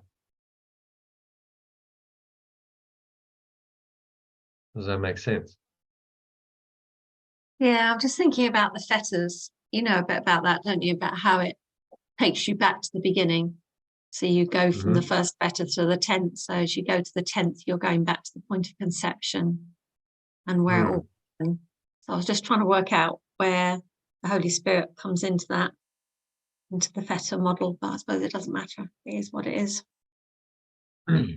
Well, the fetters would be the blocks to the awareness of love's presence.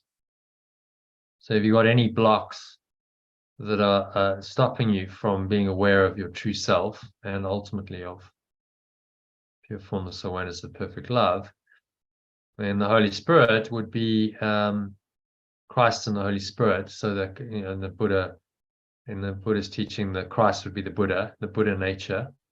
Your Buddha nature would perceive those fetters correctly, and that would mean it would let them go.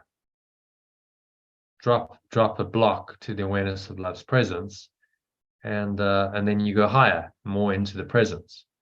So the fetters are the blocks And whether you say you're going to forgive them or let them go, or you're going to detach from them, or you're not going to judge them, it's all the same, really. So it's a letting go of the reality of those fetters, because the fetters make the separate self real. So the fetters are the ego's psychological and emotional attachments. Ego's psychological and emotional attachment to whatever that roots you down onto the timeline that should identify with the timeline, the separate self, character in the dream, living on the timeline. That's what the fet is designed to do. Some of them can be, subtle as you go a bit higher, so they get quite subtle. Like I like, let's say, subtle fet would be I enjoy doing spiritual practice. I enjoy meditating. Subtle feta, but still a feta, because in pure formless awareness, there's no need to meditate. You just, are what you are. So these are all the things ultimately need to be looked at and let go of. And the Holy Spirit is the change in mind. The Holy Spirit is when you change your mind. It was a feta. Your higher awareness comes in, says, no, I can see this. I see the block, and I choose to let it go. That process of transformation of mind is the Holy Spirit. That's the remembrance of love in action, actually real time making the change in your mind and in your perception. So the Holy Spirit is the intermediary, the bridge. It's the arrows between level 1 truth and level 2 illusion. Does that make sense? Yeah. So the Holy Spirit, although it wouldn't be acknowledged, they don't call it the Holy Spirit in Buddhism. There's the idea that you can change your mind. You can actually let go of the fetters. Well, that's the Holy Spirit in action when that happens. Mm. You realize the terminology doesn't really matter what you call it. So it just matters that you do it. You actually apply it, and you are actually changing your mind. Whichever path you're on. The dogma, as he says, a universal theology is impossible. Because the Buddhists have their theology, there's Course in Miracles theology, there's these are the terms we use, the names, the language, the structure. We have a teaching of the Holy Trinity. In this teaching, they don't have the Holy Trinity in Buddhism, but they have equivalents. There's equivalent ideas. So then you say, but it's actually in the end, it's experience, the universal experience is what's important. Universal experience is this. There's only one pure formless awareness of perfect love, only one heaven or nirvana, or call it whatever you want. That's where it's all leading, to that one experience. That's what's behind, all of the theology, all of the spiritual practices. The one is behind it. The one awareness is behind all of it.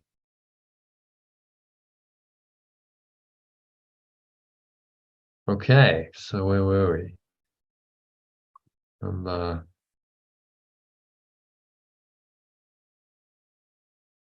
think I'll find number 5, I think we're on. There's perfect faith in my final judgment.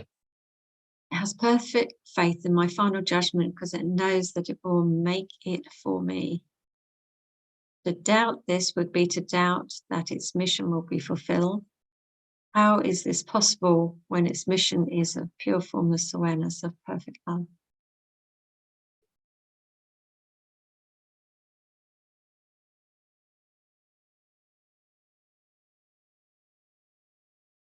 Mission comes from.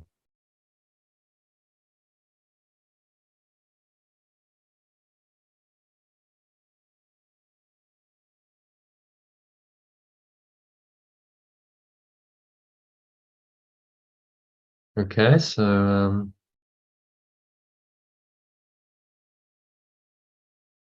what's he saying in this one? When it says, it has perfect faith in my final judgment, is that it will make it for me. Oh, my Does that final mean judgment is that there's a choice between illusion and the truth. okay, yeah. My final judgment will always be for the truth, because it knows that it will make it for me. So we might vacillate, get tempted by the ego, but there's perfect faith in my final judgment because it knows it will make it for me.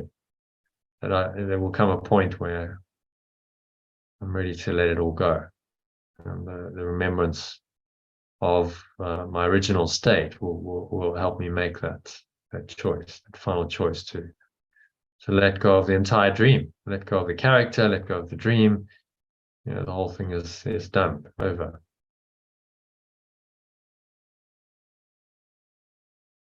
And knows it'll make it for me. So it's a done deal already, wherever you are in time, however lost you think you are. So it's a done deal at some point, and you just have to let that, you have to let the journey unfold to take you to that point. That's the surrendering to the journey that's required. Talked about earlier.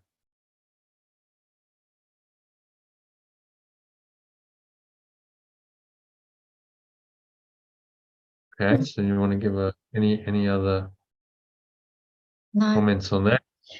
No. Can you summarize it briefly? What's he saying? That unity is wholeness, sharing is oneness, sharing the love, while remembering the not sharing. So we learn by the contrast. Final judgment is for truth.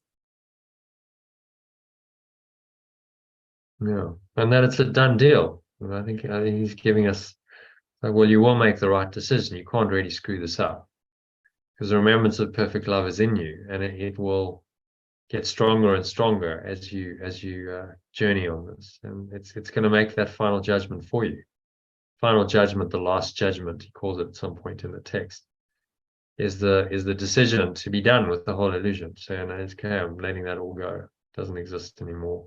No separate self, no dream world, no false reality, no false self, no human. There's no human life anymore.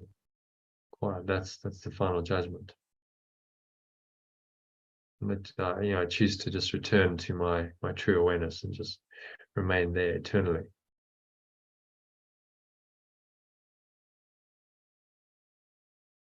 That's the final judgment. So it's going to happen. To doubt this would be to doubt that its mission will be fulfilled. But how is this possible when its mission comes from pure formless awareness of perfect love? Right? So the remembrance of perfect love serves that ultimate awareness. Because that ultimate awareness is all there really is, it must come to pass. That its remembrance will eventually awaken you to that full awareness.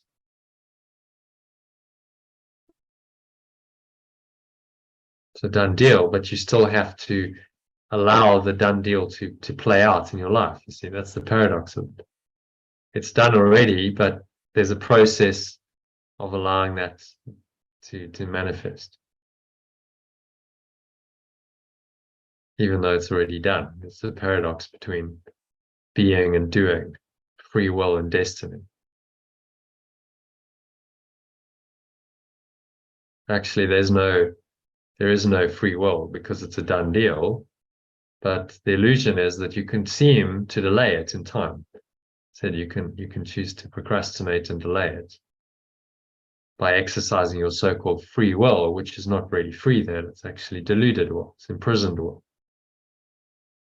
So you can just delay the done deal from unfolding, or you can, surrender to it and just allow it to happen as quickly as possible.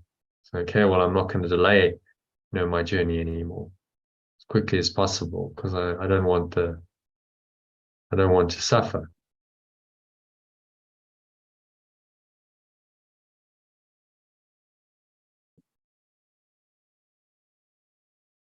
Okay, so done deal, all very encouraging. Don't have to stress, it's going to happen. But we have to allow it to happen.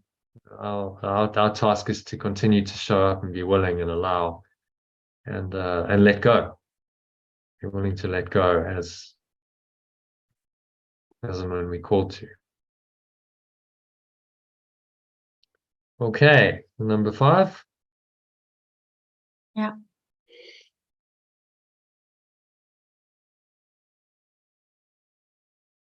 To read the originals, but to translate. You whose mind is darkened. You whose mind is darkened by doubt and guilt, remember this. God gave the Holy Spirit to you and gave him the mission to remove all doubt and every trace of guilt that his dear Son has laid upon himself.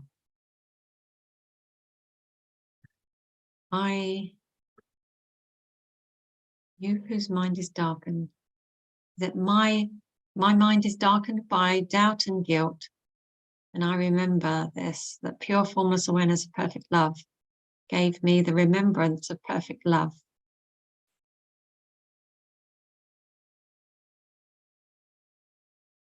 And gave him the mission to remove all doubt and every trace of guilt that I have laid upon myself.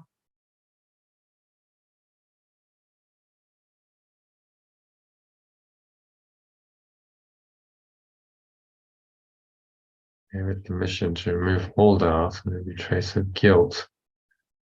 And its dear extension is laid upon, as imposed upon, maybe imposed upon. Trace of guilt that its dear extension is imposed upon.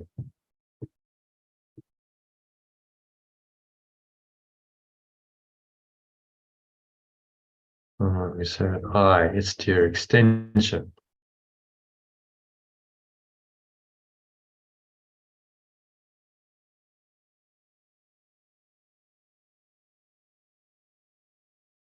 Imposed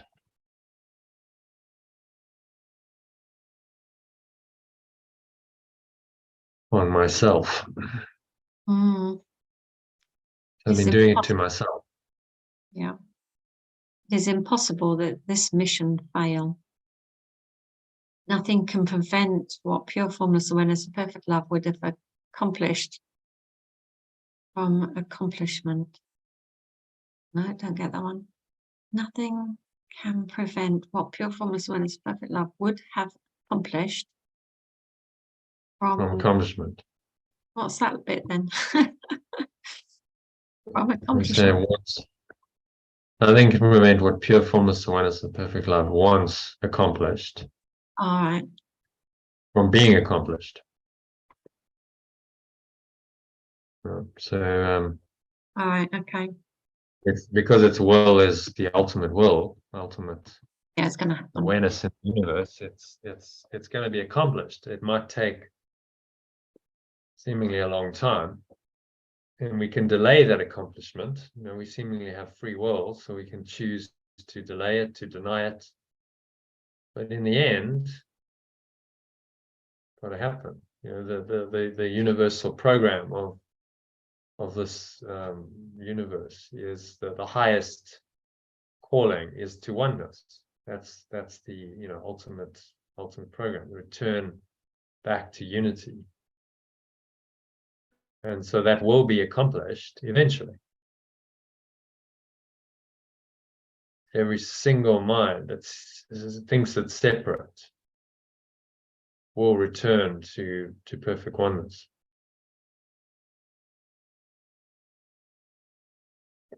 That's on the level of time and space. That's completely mind-boggling. Every single human being, every animal, every plant, it will all return to pure formless awareness of perfect love and just be undone. Go, whoa, it's really, how's that going to happen? So that'll take a long time, but those are just ego ideas that are defending against the truth. And actually, it's a done deal. It's already happened. You just have to accept it.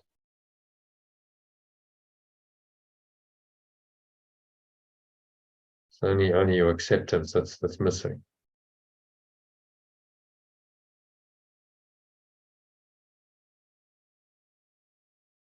Okay, carry on, number 4. Okay. Whatever my reactions to the remembrance of perfect love's voice may be, whatever voice I choose to listen to, whatever strange thoughts may occur to me,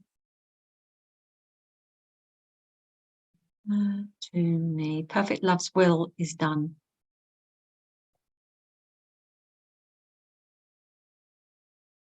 Yep, had some strange thoughts today, that's for sure.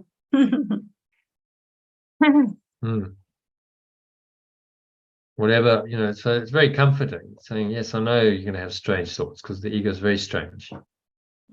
But it doesn't matter because perfect love's will is done. And then we just say pure formless awareness.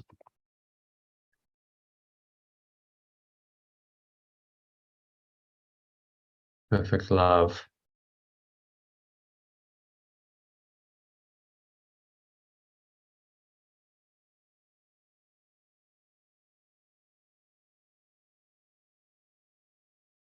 Is still there.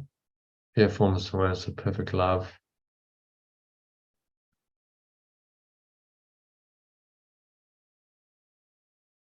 Is still here, maybe. That's what he means by the will is done. It's like it's still here.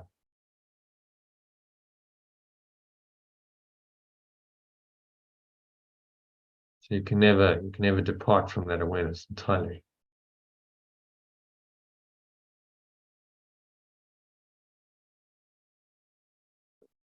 Okay, so I have a dog here that's very keen to go out for a walk, so I'm just going to finish this one. I will find the peace in which it has established you. I will find the peace in which it has established me, because it does not change its mind.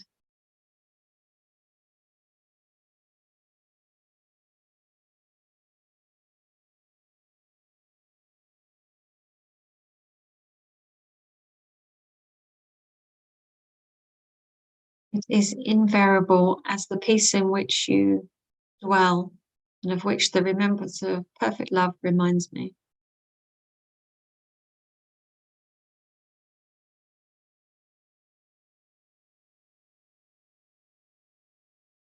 does not change its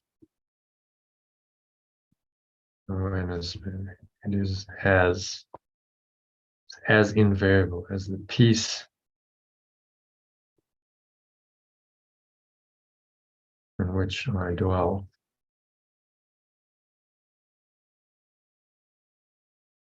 Of which the remembrance of perfect love reminds me.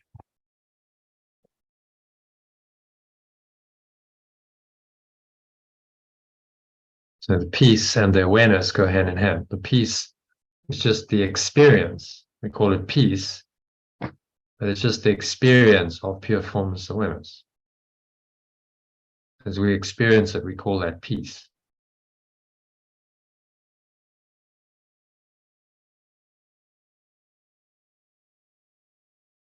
And the peace in which it established me. It does not change its awareness. It is. So this awareness is as invariable as the peace in which I dwell.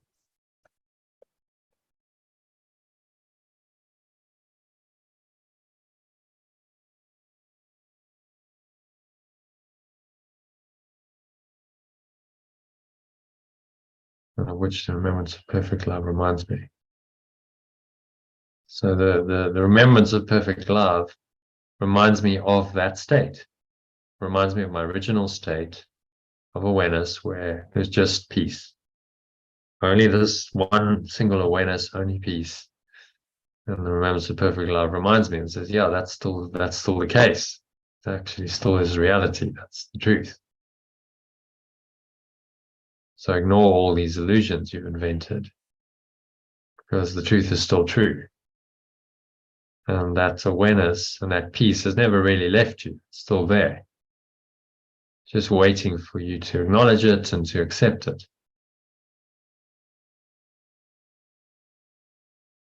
This is why we can never be, truly lost in this world. There's always the Holy Spirit's thought system is still there. The memory pervades the whole of time and space. And the memory of what pre-existed, the Big Bang, is still there. And that's always been there in throughout all time. That memory has been there. And that's why you look, into the history of humanity, and spiritual teachings have been there from the beginning. It's always been there. There's always been this call for human beings to awaken to something bigger, something larger than just their separate self and their body.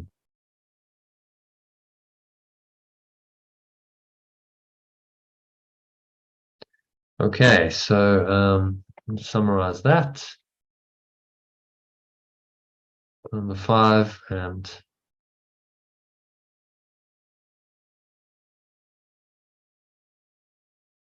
my mind is sometimes limited by doubt and fear I impose on myself. And it's impossible for me to fail. But I can delay it. It will be done. We will return to peace and pure formless awareness, as it's the truth here now.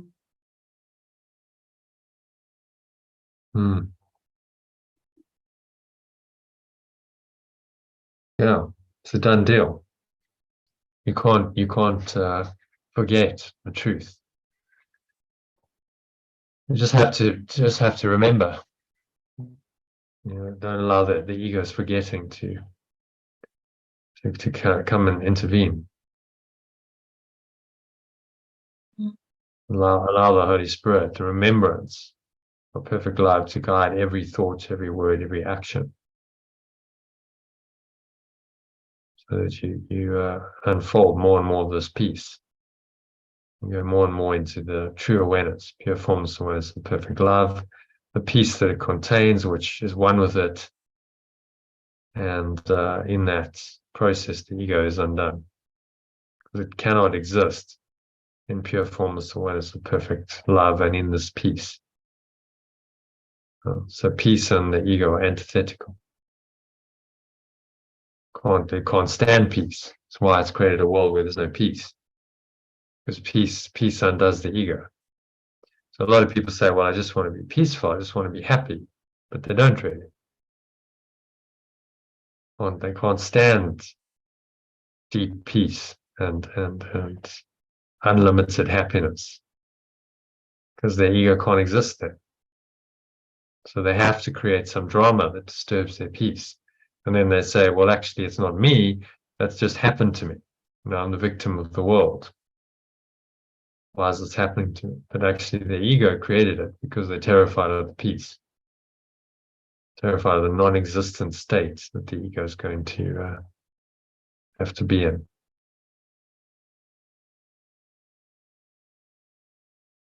Yeah. Okay. Yeah, that's all cool. Thank you very much. Yes. Lovely. Thank you. That was nice. All right, Sonny. All right. Only a pleasure. See you tomorrow. Is it a lunchtime one? Yeah, we can do a lunchtime one. I haven't got any meetings. I'm trying to set up meetings, but nothing's happened yet. So we can do lunchtime tomorrow. Does that work for you? Yeah, I can do lunchtime. Yeah. 12:30. Yeah. Okay. Great. Thanks a lot. See ya. Bye. See you tomorrow. Enjoy your walk. I'm going to stay. Okay. Stay online. All right. So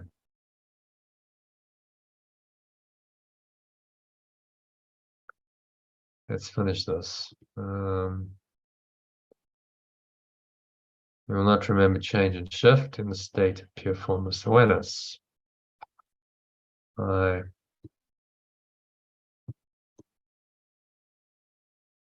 will not remember change and shift in state of pure formless awareness. I need contrast only here. Contrast and differences are necessary teaching aids.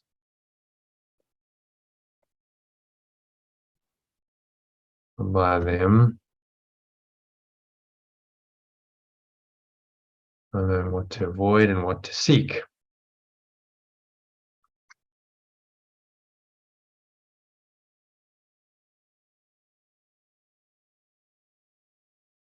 When I've learned this, I'll find the answer that makes the need for any differences disappear.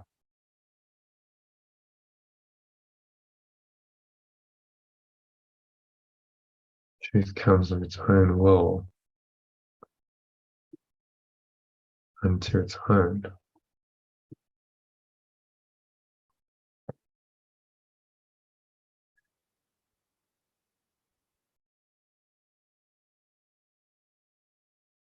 I learn that I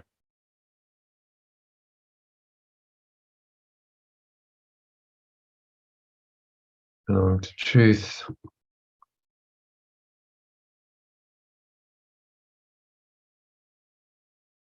They like me over me. It's not difference of any kind. I'll need no contrast.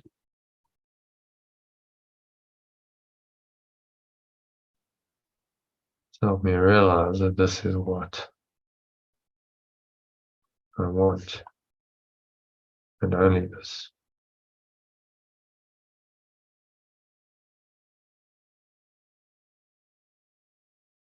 Not fear, moments of perfect love.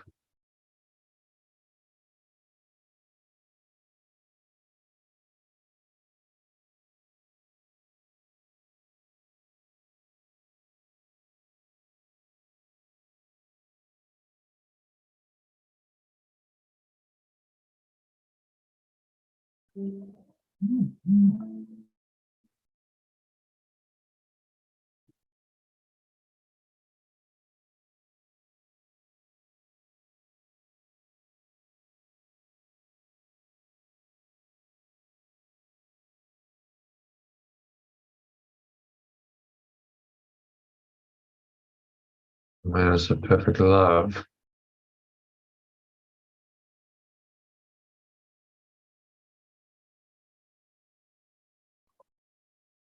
Cannot fail in anything.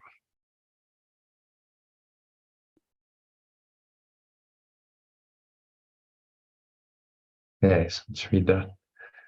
I will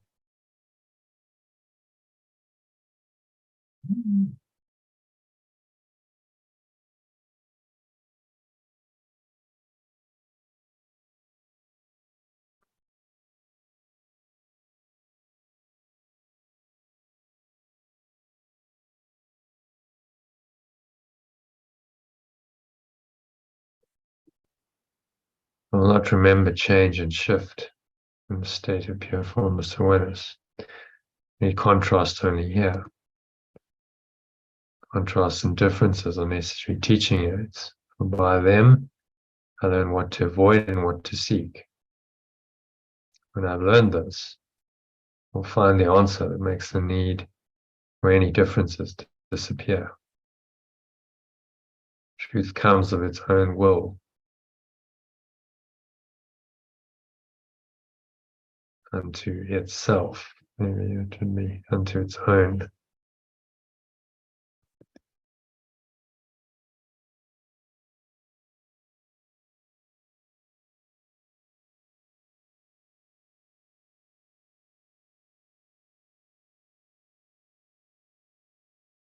Truth comes of its own awareness.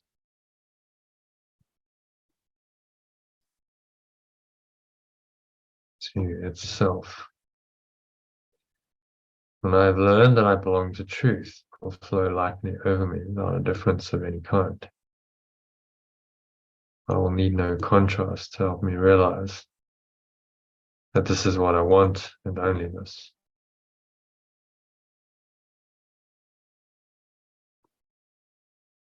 This and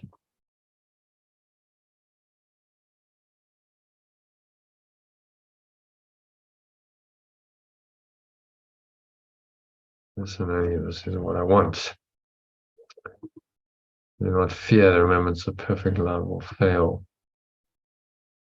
and what my source has given it to do. Whereas perfect love cannot fail in anything.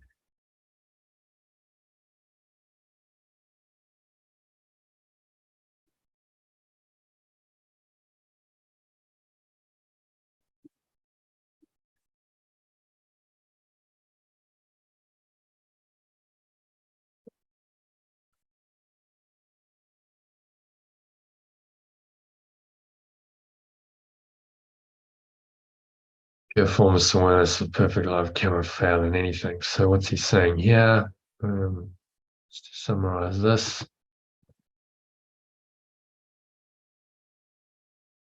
Saying contrast and differences are necessary in this world. They're teaching aids, for by them I learn what to avoid and what to seek.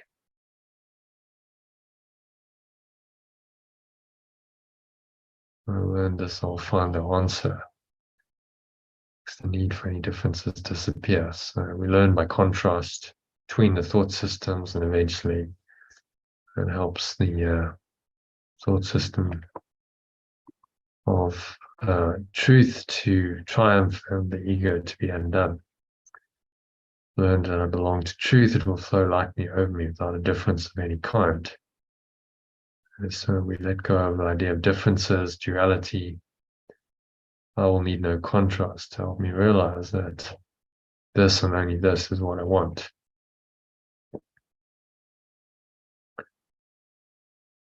Do not fear the remembrance of perfect love will fail, what my source has given it to do.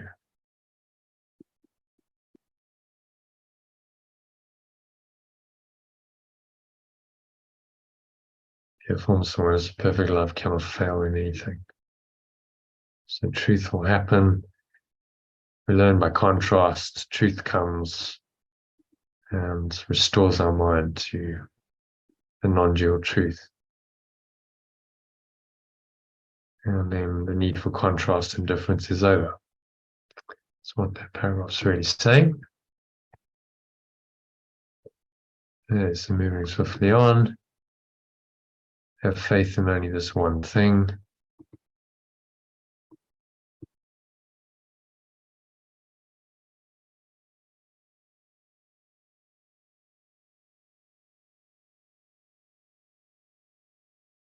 Have faith in only this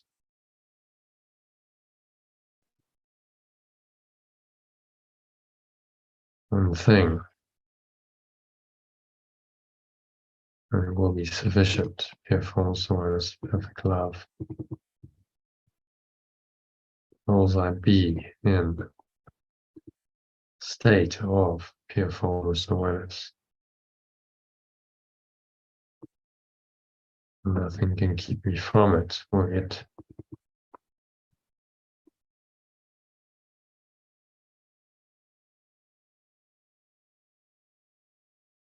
From me. My wildest misperceptions, my weird imaginings, my blackest nightmares all mean nothing.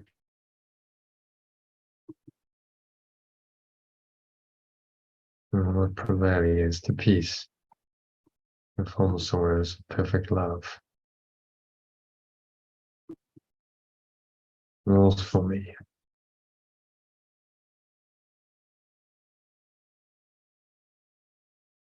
Remembrance of perfect love will restore my sanity, because insanity is not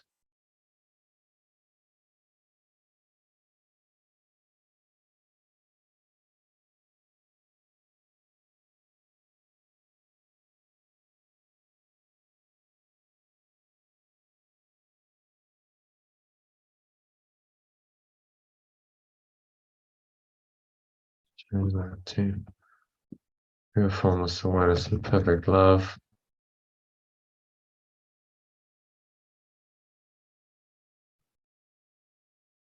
Not insane.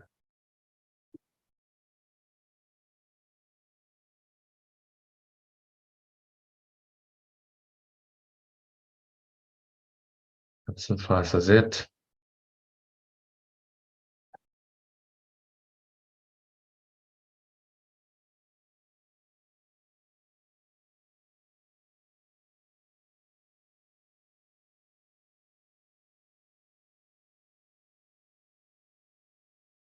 This is enough for me.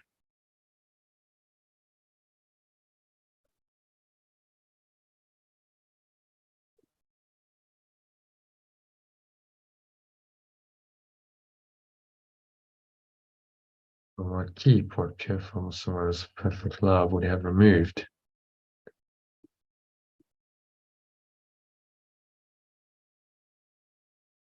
Once removed, because it breaks communication.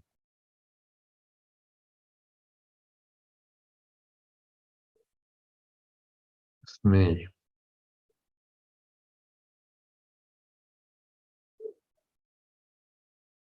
Him, it. It's to communicate.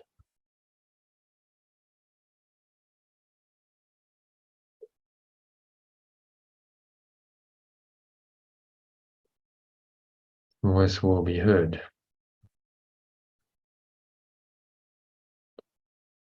Yes, let's read it from the top. I have faith in only this one thing, and will be sufficient.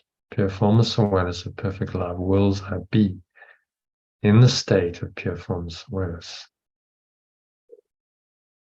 And nothing can keep me from it, or it from me.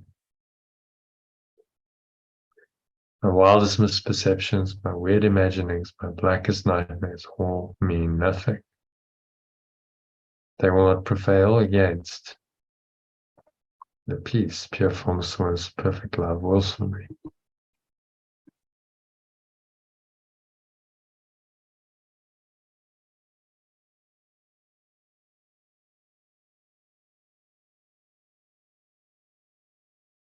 Remembrance of perfect love will restore my sanity, because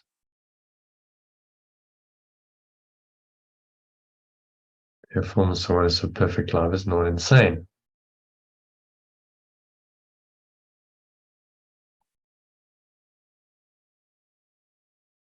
If that suffices it, this is enough for me. I will not keep what pure formless awareness of perfect love once removed, because it breaks communication with me, with whom it wants to communicate. Its voice will be heard. Okay, so I will hear its voice, maybe I will.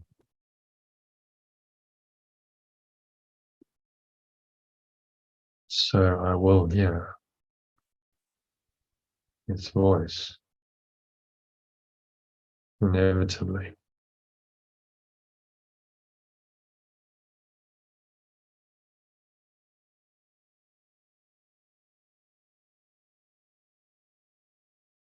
So we hear its voice. So what's he saying here is that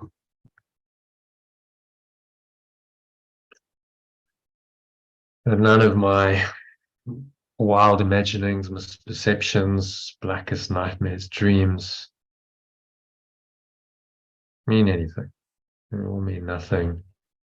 They cannot prevail against the pure formless awareness of perfect love and the peace that exists in that state. So I will be restored to sanity, to this state of mind in which I identify with pure formless awareness of perfect love. I let go of my insanity.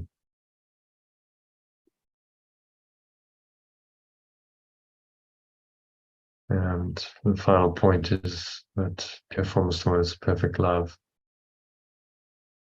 once removed, what will break communication.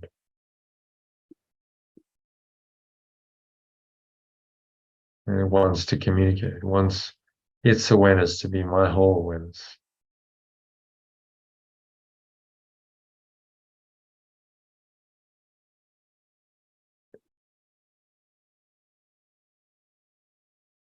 So it wants me to listen. It has this tremendous power to call me in, to listen to its voice. And so I can't resist that ultimately. I will hear its voice. We can resist it if we choose to, but that is insane to resist what is.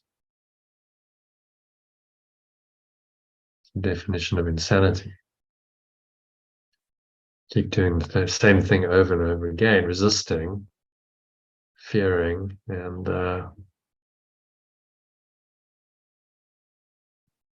believing somehow that's going to work. It's not going to work. Only pure formless awareness of perfect love is going to work. So I will hear its voice. In the end, we hear its voice, its guidance, and that shows us the way home.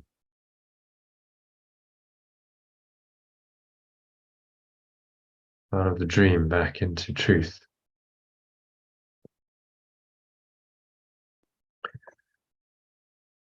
Okay, so moving on to number 8.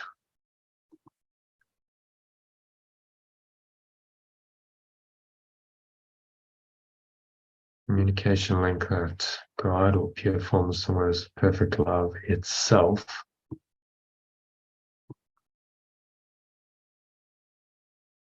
Placed within me, joining my mind with its.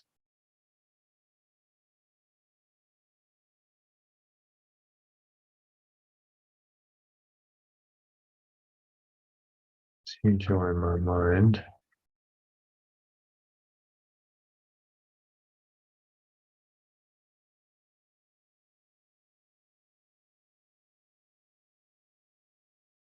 Join my awareness with its. Cannot be broken.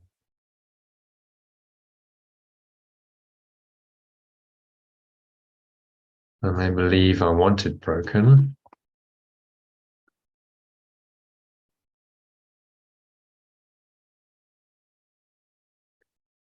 This belief does interfere with a deep peace, which the sweet and constant communication of formless awareness of perfect love would share with me is known.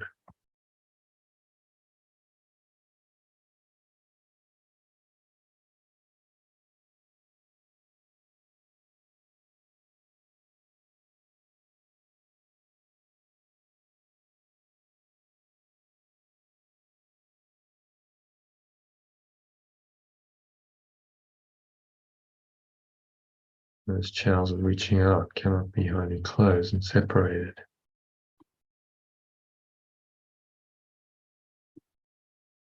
From it. It's fine because it's peace. Still flows to me. From it. His will is peace.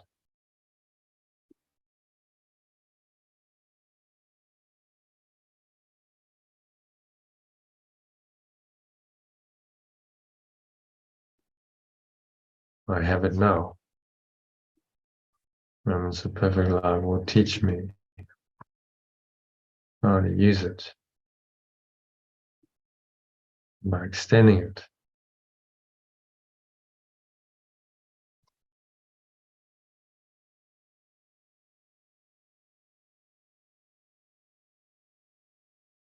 That it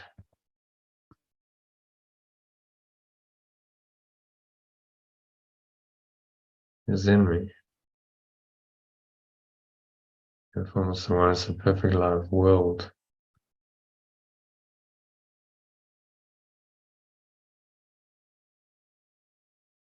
will me the state of pure formless awareness.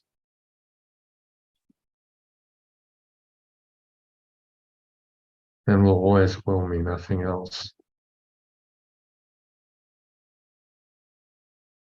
Remembrance of perfect love knows only of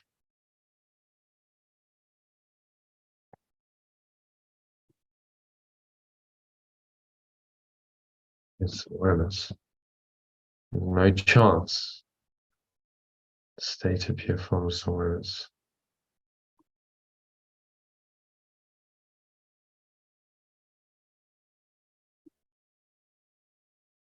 Right in mind, for pure formless awareness, the perfect love is sure. And what it wills is as sure as it is. Okay, so reading that through, the communication link that pure formless awareness and perfect love itself placed within me to join my awareness with its cannot be broken. I may believe I want it broken. This belief does interfere with a deep peace, in which the sweet and constant communication pure formless awareness and perfect love wants to share with me is known. So I believe that I want peace to be broken, and obviously that's going to interfere with my experience of peace. Yet its channels of reaching out cannot be wholly closed and separated from it.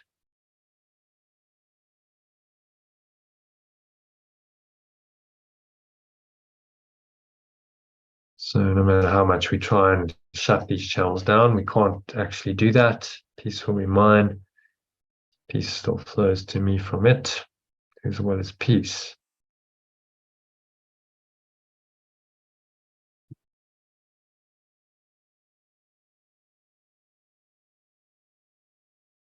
So we translate brought to awareness, whose awareness is peace.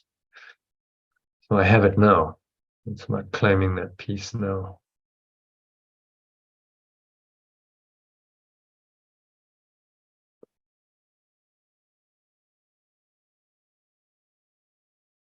Moments of perfect love will teach me how to use it, it's peace, and by extending it to learn that it is in me. So if I give it, so I receive it, and know that I've received it. Pure formless awareness of perfect love will me the state of pure formless awareness, and will always will me nothing else. Moments of perfect love knows only of its awareness.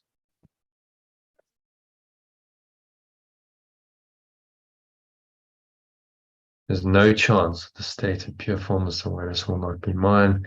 For pure formless awareness, perfect love is sure. What it wills is as sure as it is. So, saying here we can block this if we choose to, but it wants to share its awareness and give us peace. And if we acknowledge it, we allow it, we don't block it, then in moments of perfect love, the Holy Spirit will teach us how to use it. So it'll teach us to accept the peace, to extend the peace outwards. So as we extend peace, we must learn that it is Him, us.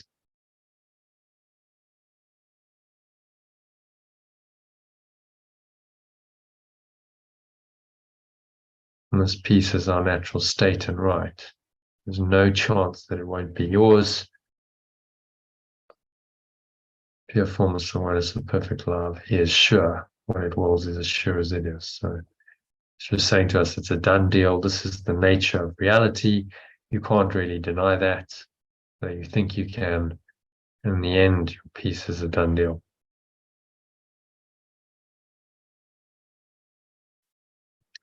Okay, so that's number 8 done. Number 9. You will learn salvation because you will learn how to save. So I will learn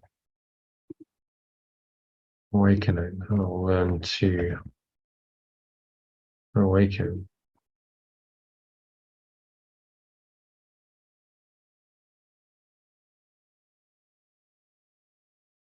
I'll learn how to save, how to free. Save is how to free.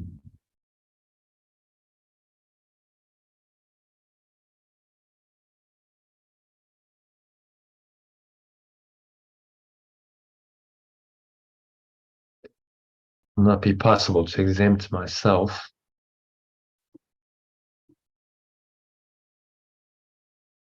from what the remembrance of perfect love wants to teach me. Awakening is as sure as pure formless awareness of perfect love. Its certainty suffices.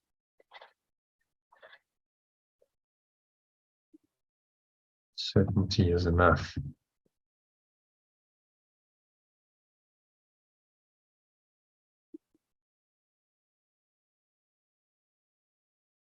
Choose to learn that even the darkest nightmare that disturbs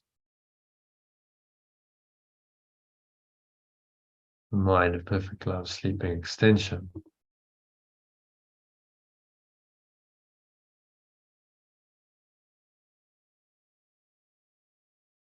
choose to learn that even the darkest nightmare that disturbs the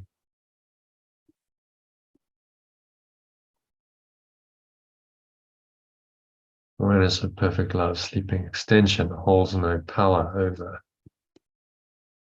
it.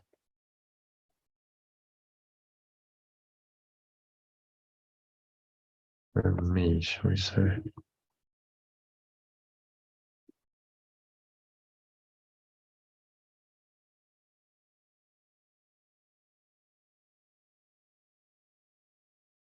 I will learn the lesson of awakening.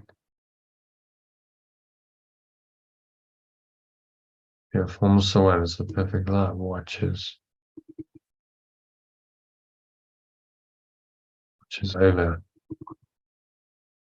me and light surrounds him, and true awareness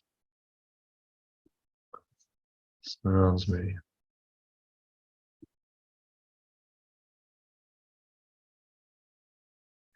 Yes, read from the top. I will learn to awaken because I will learn how to.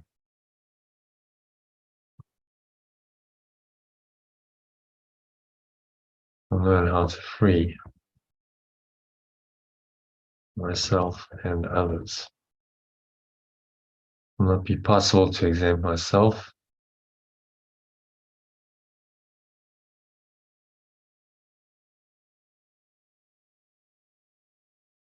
So it is not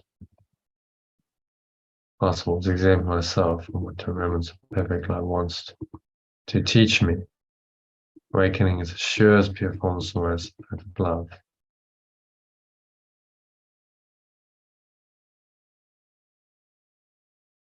It's as sure as pure formless awareness of perfect love.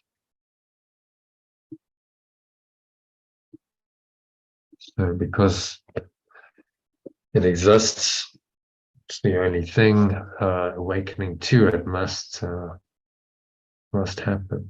Its certainty is enough. I choose to learn that even the darkest nightmare that disturbs the awareness of perfect love, sleeping extension, holds no power over me. I will learn the lesson of awakening.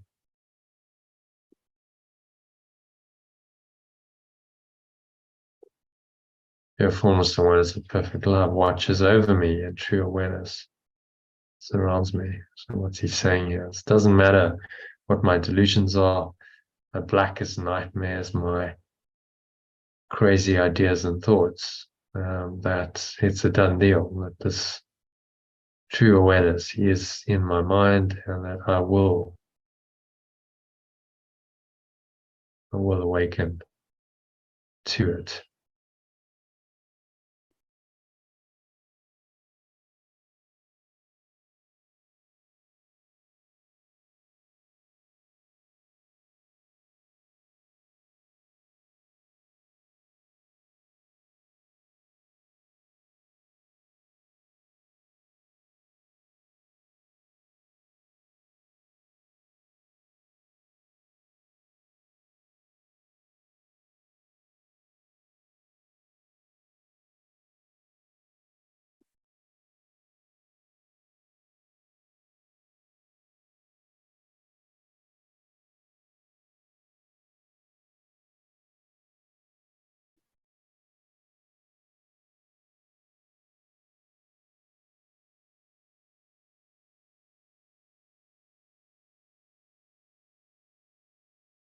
We should just change that to remembrance of perfect love watches over me.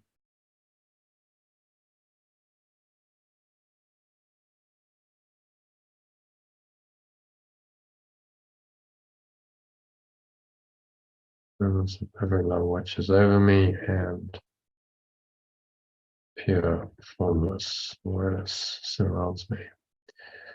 He's saying it's everywhere. It's a done deal. But this awareness is our awareness, and none of the ego's nightmares can really prevent us from experiencing this omnipotent, omniscient power. And we will do this.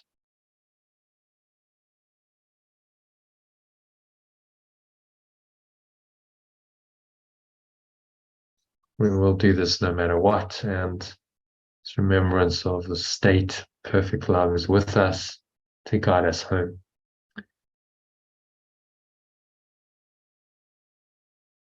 So summarize number 10, number 9, that we will learn to awaken. I will learn to awaken, the done deal, because this awareness is my awareness. It's going to remind me, it's going to watch over me and remind me continuously and return me to the state of pure formless awareness that it remembers.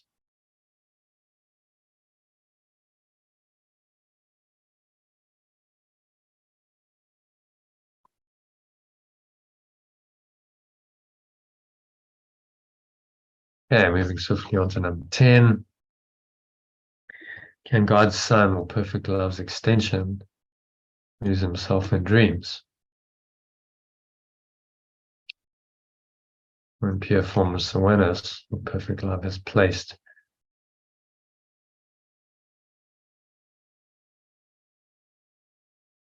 so it's personalized. Can I, as perfect love's extension, lose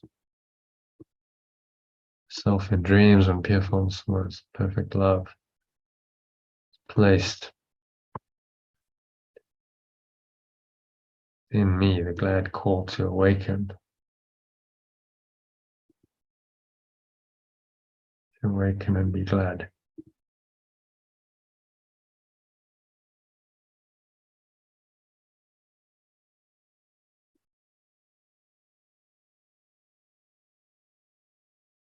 I cannot separate myself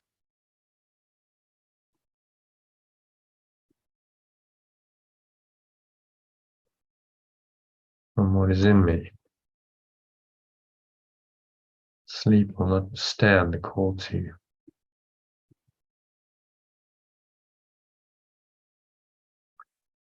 awaken.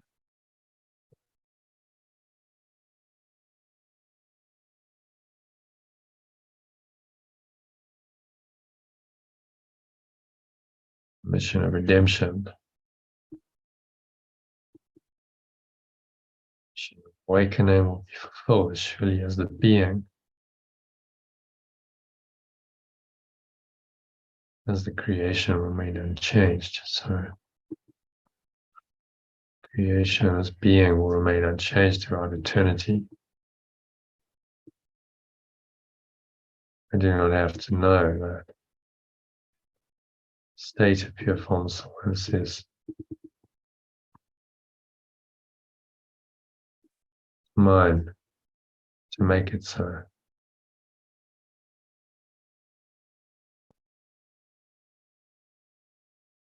I have to know the state of pure formless awareness. The state of pure formless awareness is mine to make it so. It is so. Yet to know it, the will of God, the will of pure formless awareness, perfect love, the pure formless awareness of perfect love must be accepted as my own.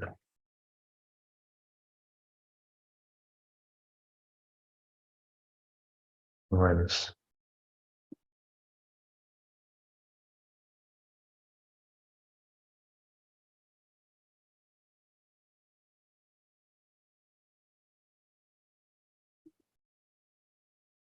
No, I must accept pure formless awareness, perfect love,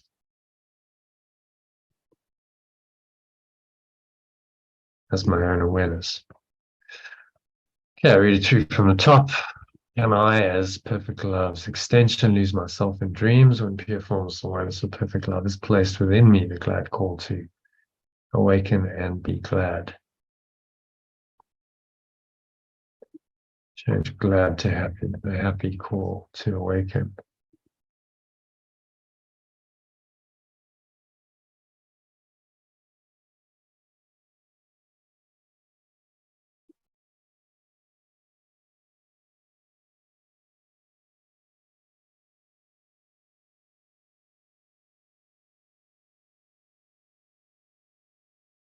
So the glad call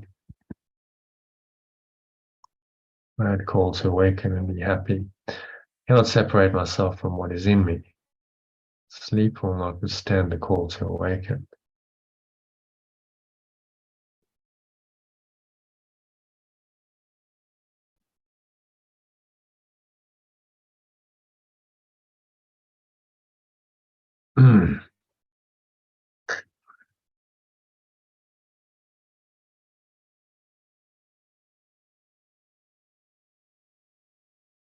My sleep will not withstand the call to awaken. Mission of awakening will be fulfilled. My mission of awakening will be fulfilled as surely as being will remain unchanged throughout eternity.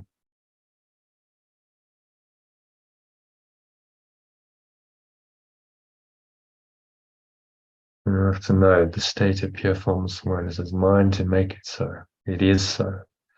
Yet to know it, I must accept pure formless awareness of perfect love as my own awareness. So what he's saying here, in a nutshell, is that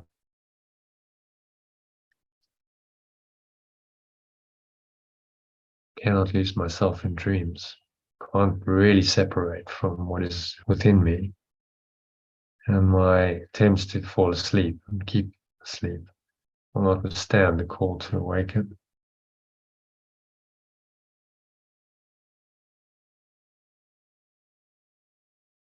My mission of awakening will be fulfilled as surely as being will remain unchanged throughout eternity. It's really just emphasizing this is a done deal because of the eternal nature of this true awareness, pure formless awareness, perfect love. It is a done deal. You don't have to know the state of pure formless awareness is mine to make it so. It is so. To know it, I must accept pure formless awareness, perfect love as my own awareness.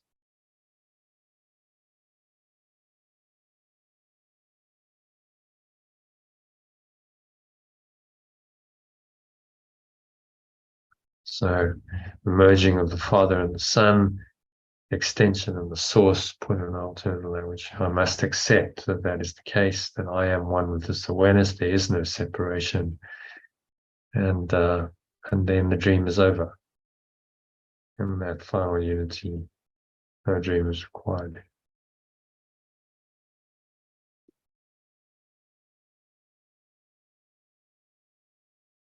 It's a done deal. We're going to all get there. Just have to surrender to that process and accept our true nature rather than denying it.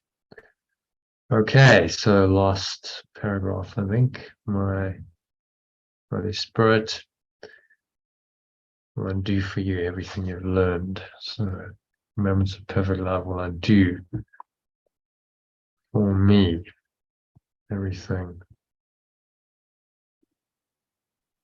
I've learned. The teachers and what is not true must be reconciled with truth.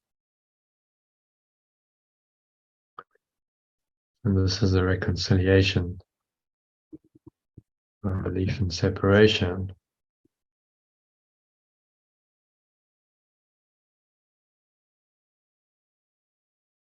Substitute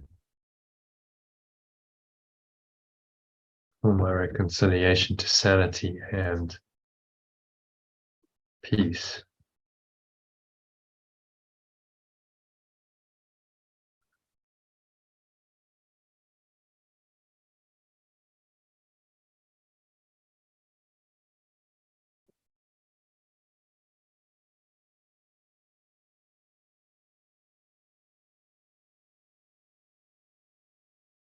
Change that to replace. It's the reconciliation. My belief in separation wants to replace my reconciliation to sanity and peace.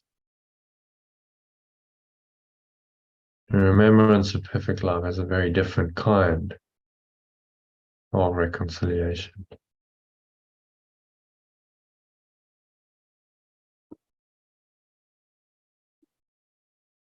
And it's awareness for me.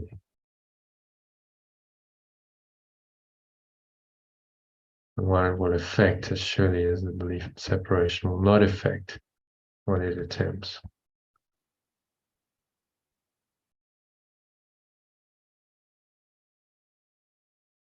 Change of effect to bring about.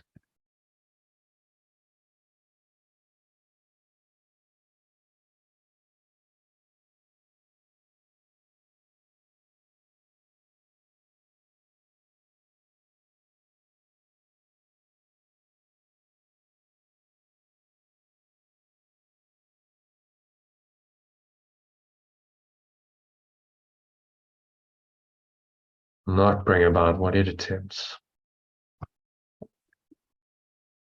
Failure is of the belief in separation, not of pure formless awareness, perfect love.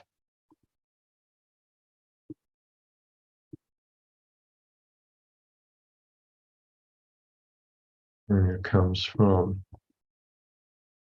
my belief in separation, not from pure formless awareness, perfect love.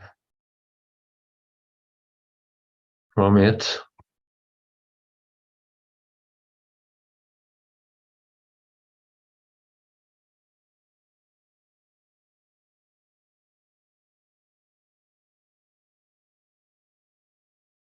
not wander from it. There's no possibility that the plan and remembrance of perfect love offers to everyone, the awakening of everyone, will not be accomplished.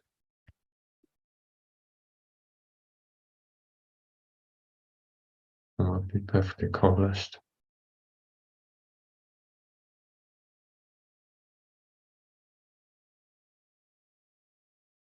It will be released. I will be released.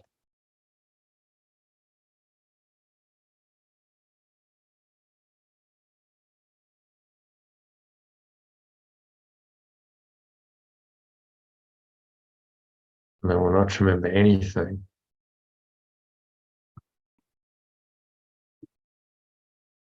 I made. It was not extended for me and by me in return.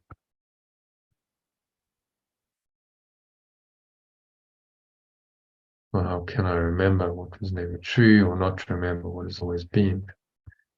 Is this reconciliation with truth?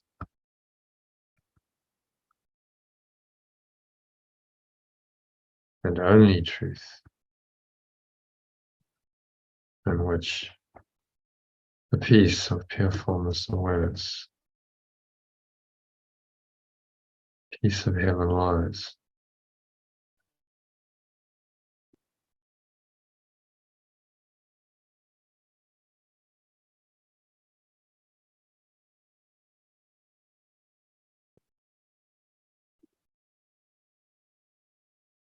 Okay, so let's read it from the top. The remembrance of perfect love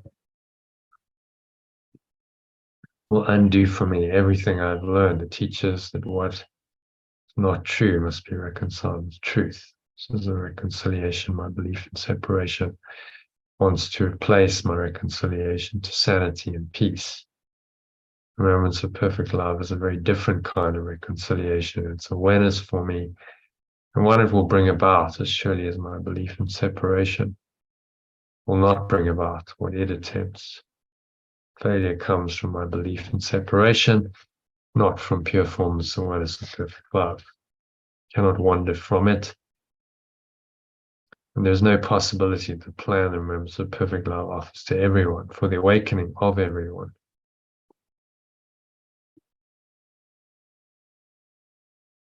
Will not be perfectly accomplished.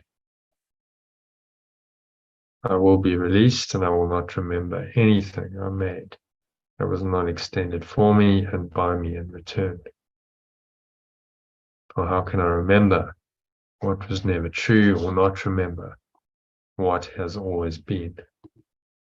It is this reconciliation with truth and only truth. So peace of pure formless awareness lies.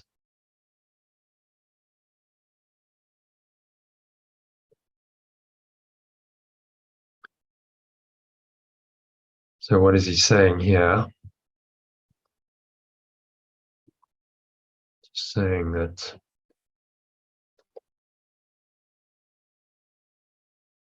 we will be released. We will find a reconciliation. We will overcome the ego.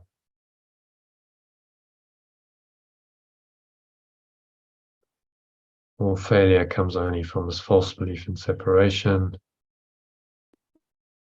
And I cannot really wander from my true awareness. There's no possibility that the plan, Remembrance of Perfect Love, offers to everyone will not be perfectly accomplished. I will be released. I will not remember anything I made. It's not extended for me and by me in return. So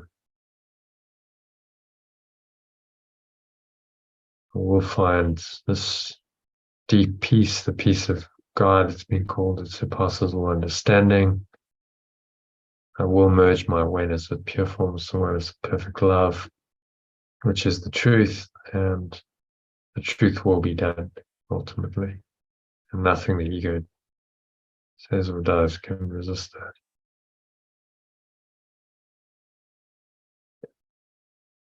So a very inspiring section. Let's have a look at the Personalised Executive Summary. Really, this section is saying that our awakening is already accomplished. It's my awakening. So my awakening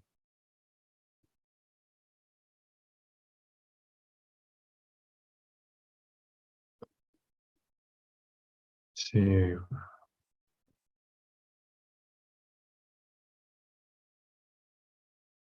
peace of pure formless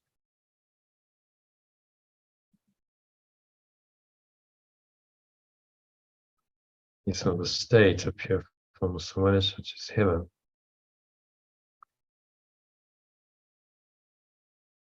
It's already accomplished.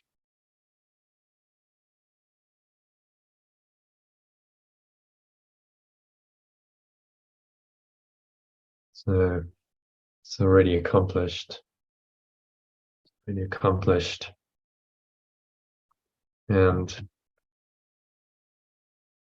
there's no possibility that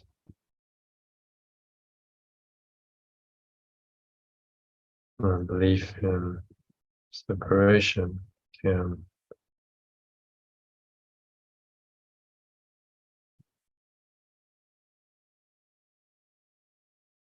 sabotage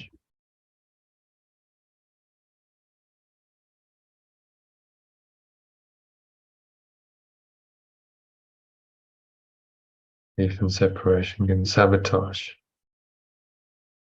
my awakening.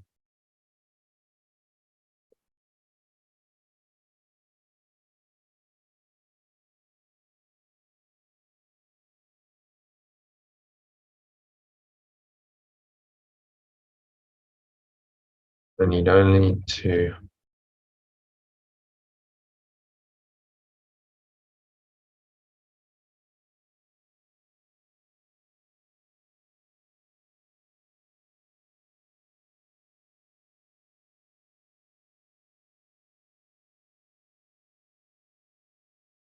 I don't need to acknowledge its presence in me and ignore the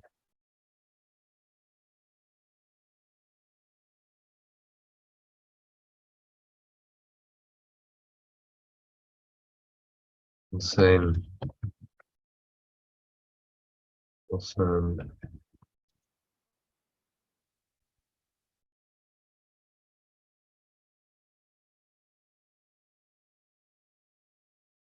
And you don't need to acknowledge its presence in me, ignore the same thoughts and emotions coming from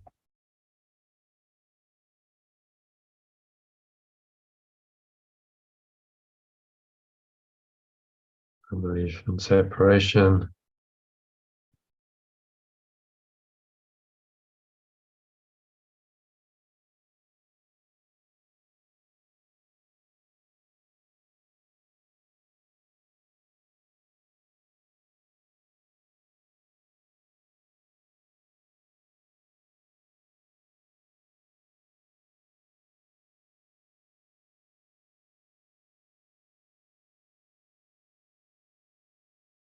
All the same thoughts and emotions, my belief in separation responses eagerly to fully awaken.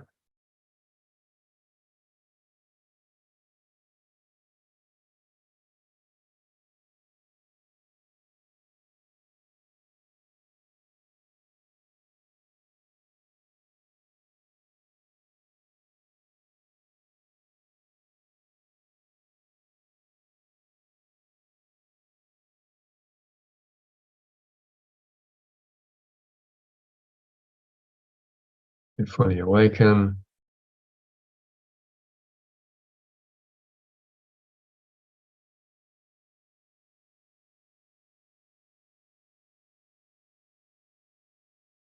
When I do awaken,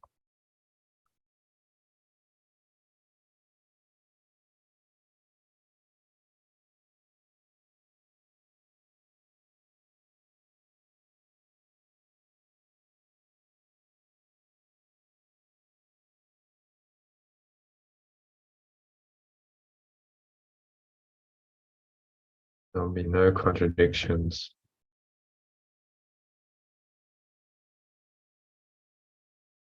no conflict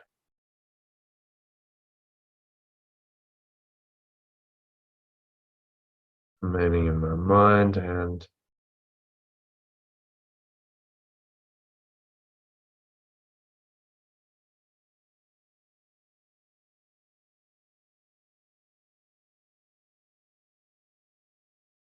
I will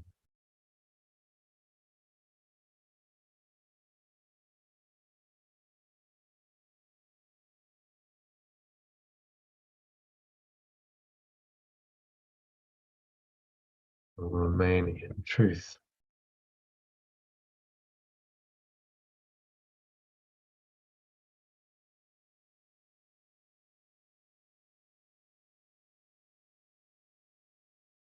My awareness will remain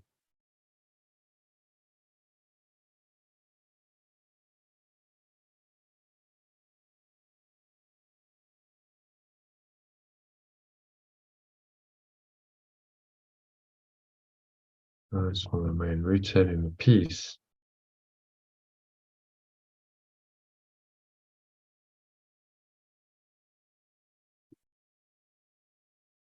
rooted in the peace.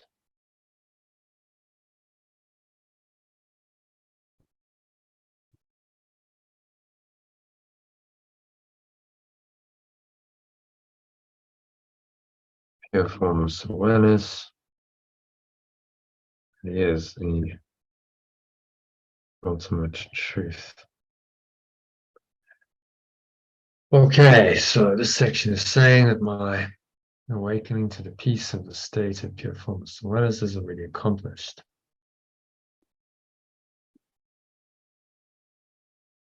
And there's no possibility that my belief in separation can sabotage my awakening.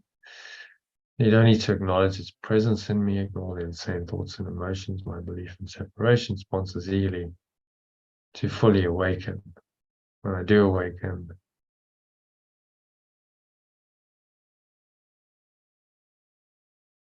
I do awaken, there will be no contradictions and no conflict remaining in my mind. My awareness will remain rooted in the peace of pure formless awareness that is the ultimate truth. Okay, very simple, short. Personalized executive summary.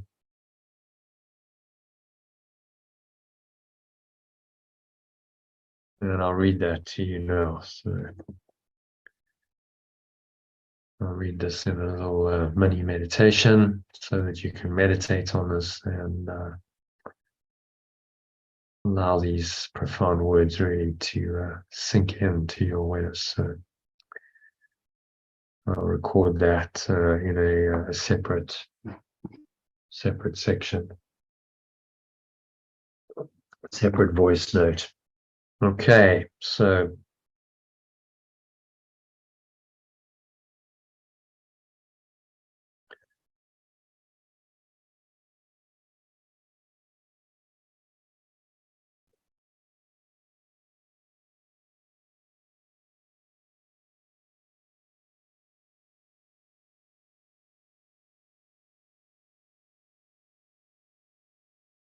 just make yourself comfortable, sitting in your favorite meditation posture, feet shoulder width apart, your back straight. Cup your hands in your lap, close your eyes. Start off by taking a nice deep breath in through the nose. So breathing in, noticing how the stomach rises and the chest rises. Subtle flow of air in through the nostrils. Pausing at the top of the inhale. Smile, clench your sphincter muscle, lock the energy in. Draw the energy up the spine into your heart center, to the crown of your head. Pausing at the top of the inhale. So it's a maximal inhale breath.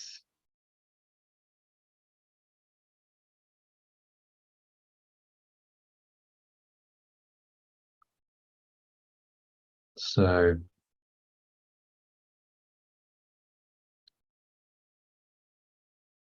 just listen to these words from this executive summary, personalized executive summary of section 11 of chapter 13 that permeate into your awareness, taking you deeper into the truth they point to.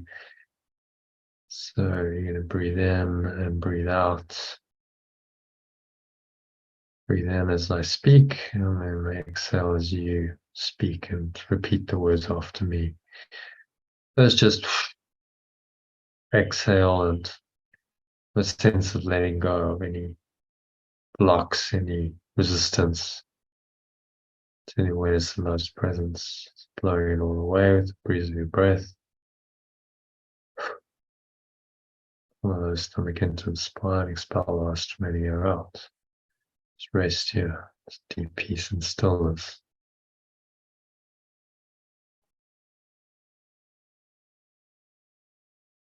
And so breathing in, deep breathe in, listen to this part of the sentence. As you exhale, you're going to repeat the words that I just said. So breathing in. So the section is saying that my awakening to the peace of state of pure formless awareness is already accomplished. Say that as you exhale out through the nose. Say my awakening to the peace of the state of pure formless awareness is already accomplished. Breathing in again. And there is no possibility that my belief in separation can sabotage my awakening to this peace.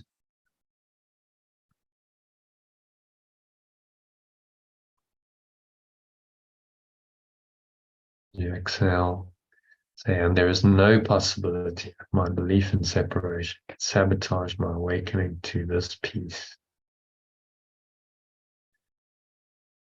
So it is. Breathing in.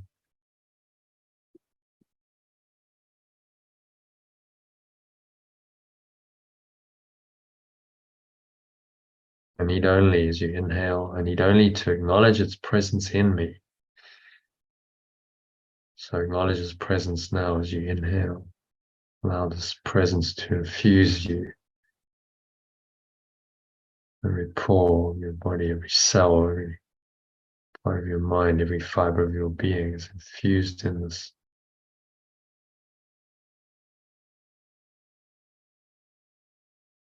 this light. So say, I need only to acknowledge its presence in me. So you exhale. Breathe in again. Deep full inhale through the nose on the stomach rises, chest rises. Breathe in.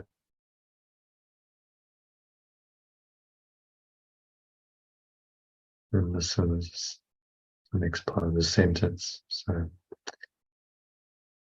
you don't need to acknowledge its presence in me and ignore the insane thoughts and emotions my belief in separation sponsors eagerly to fully awaken. So you need to ignore the insane thoughts and emotions as you exhale through the nose. Just repeat that.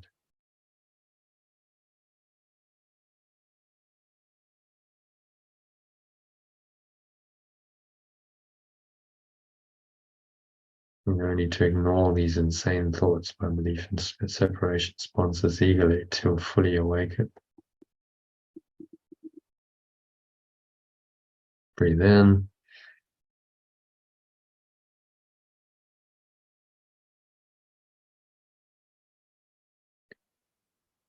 When I do awaken, there will be no contradictions and no conflict remaining in my mind.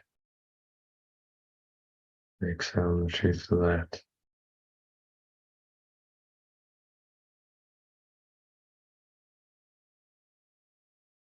You exhale, say, when I do awaken, there will be no contradictions and no conflict remaining in my mind. Breathe in. And my awareness will remain rooted in the peace of pure formless awareness. That is the ultimate truth. So breathe this truth into your awareness, allowing it to come in.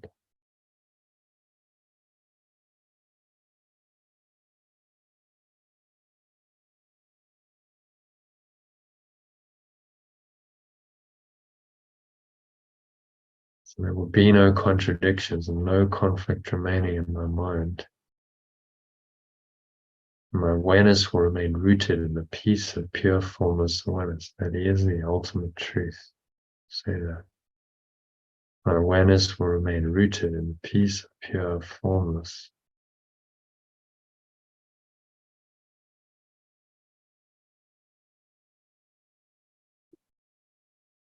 So it is. Amen. Just surrender in as you exhale the truth of that. Up through your mouth or nose, just surrender into this deep peace of pure formless awareness. Actually experience it. Give yourself permission to sink into it and experience it for the next couple of minutes of deep silence.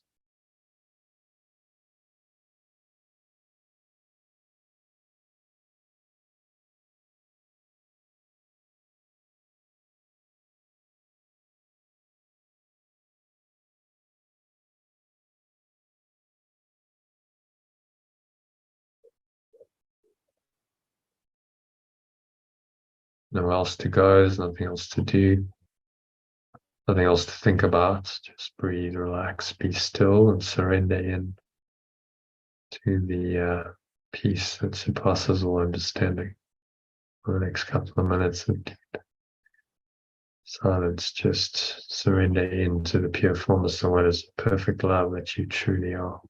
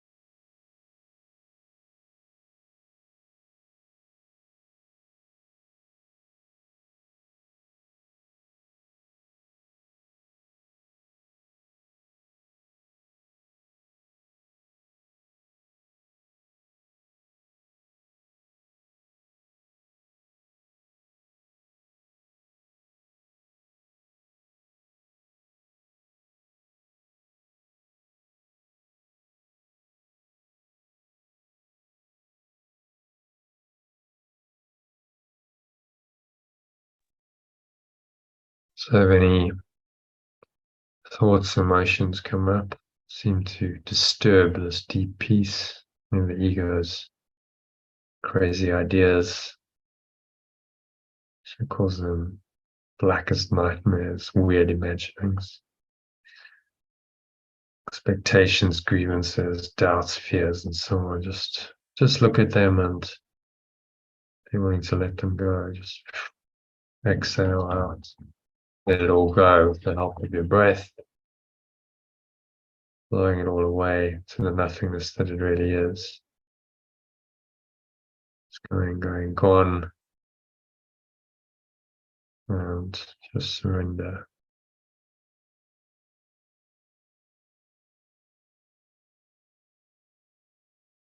And the deep peace, stillness.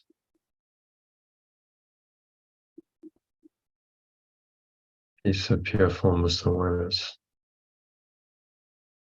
Let yourself go there, fully, completely, and wholly. The next minute or two of deep contemplative silence.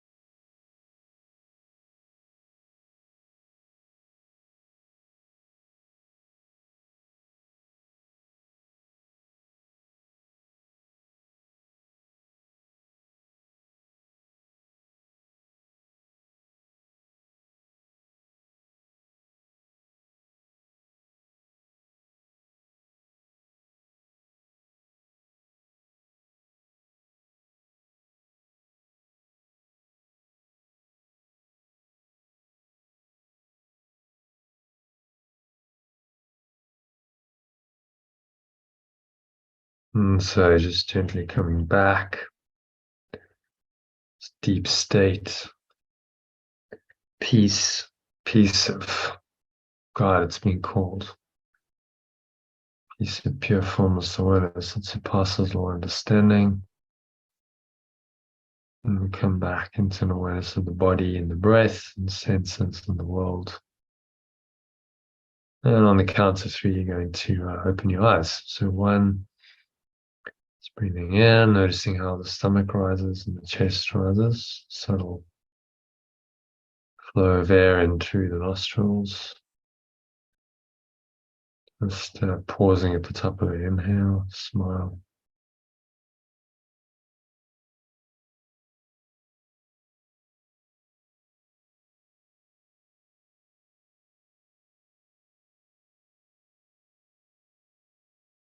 Scan your mind, notice any thoughts, emotions, related body sensations going on.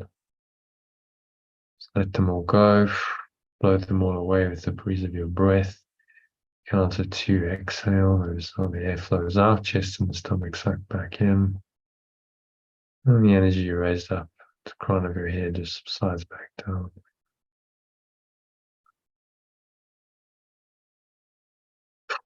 Follow the stomach into the spine, expel the last maybe out. And just rest.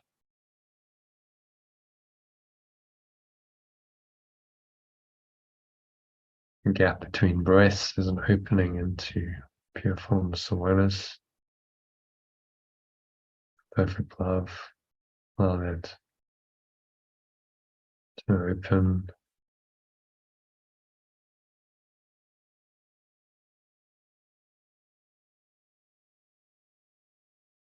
Stay connected to this opening.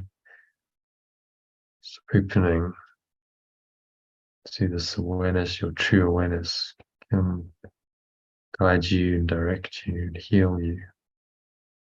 So many ways. This is opening the channel, connection to true awareness. You stay connected to it always. You never depart from it. You're always in the pure formless awareness of perfect love.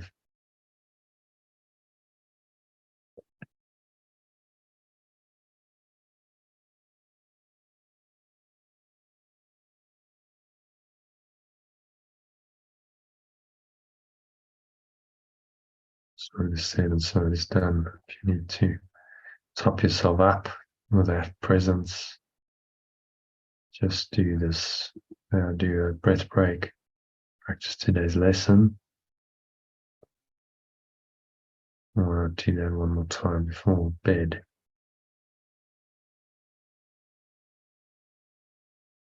It'll keep you rooted in the peace of pure formless awareness.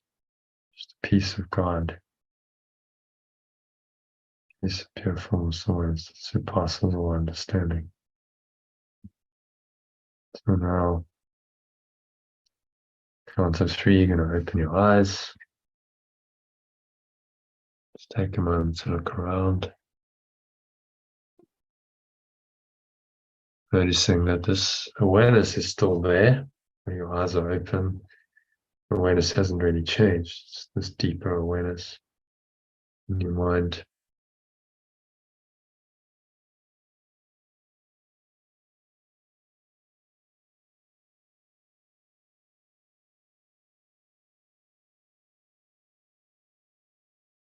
And that awareness is with you always.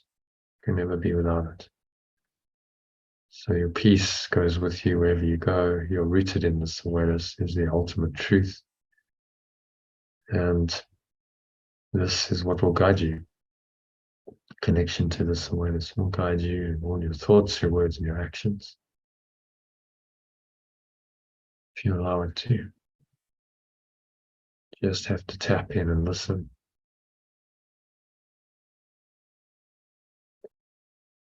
Every time you do a meditation, you do a breath break, join a live session, you're inviting this presence in, saying, I'm willing to listen. I'm willing to listen to hear truth. That I am this awareness. I am pure formless awareness, perfect love. That is the ultimate truth.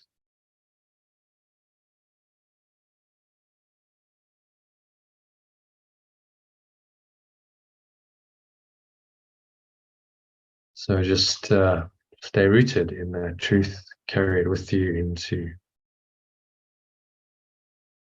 the rest of the evening, your sleep, and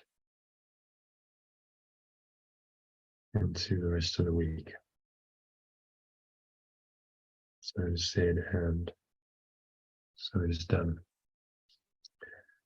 So that brings us to the end of the meditation and of tonight's session. So thank you to Sally for joining, made the session possible. Hope you enjoyed that, and hope to see you tomorrow. I've got another session at 12:30 UK time, 1:30 SA time tomorrow. That's Tuesday afternoon. So hopefully see you then. Namaste, which means the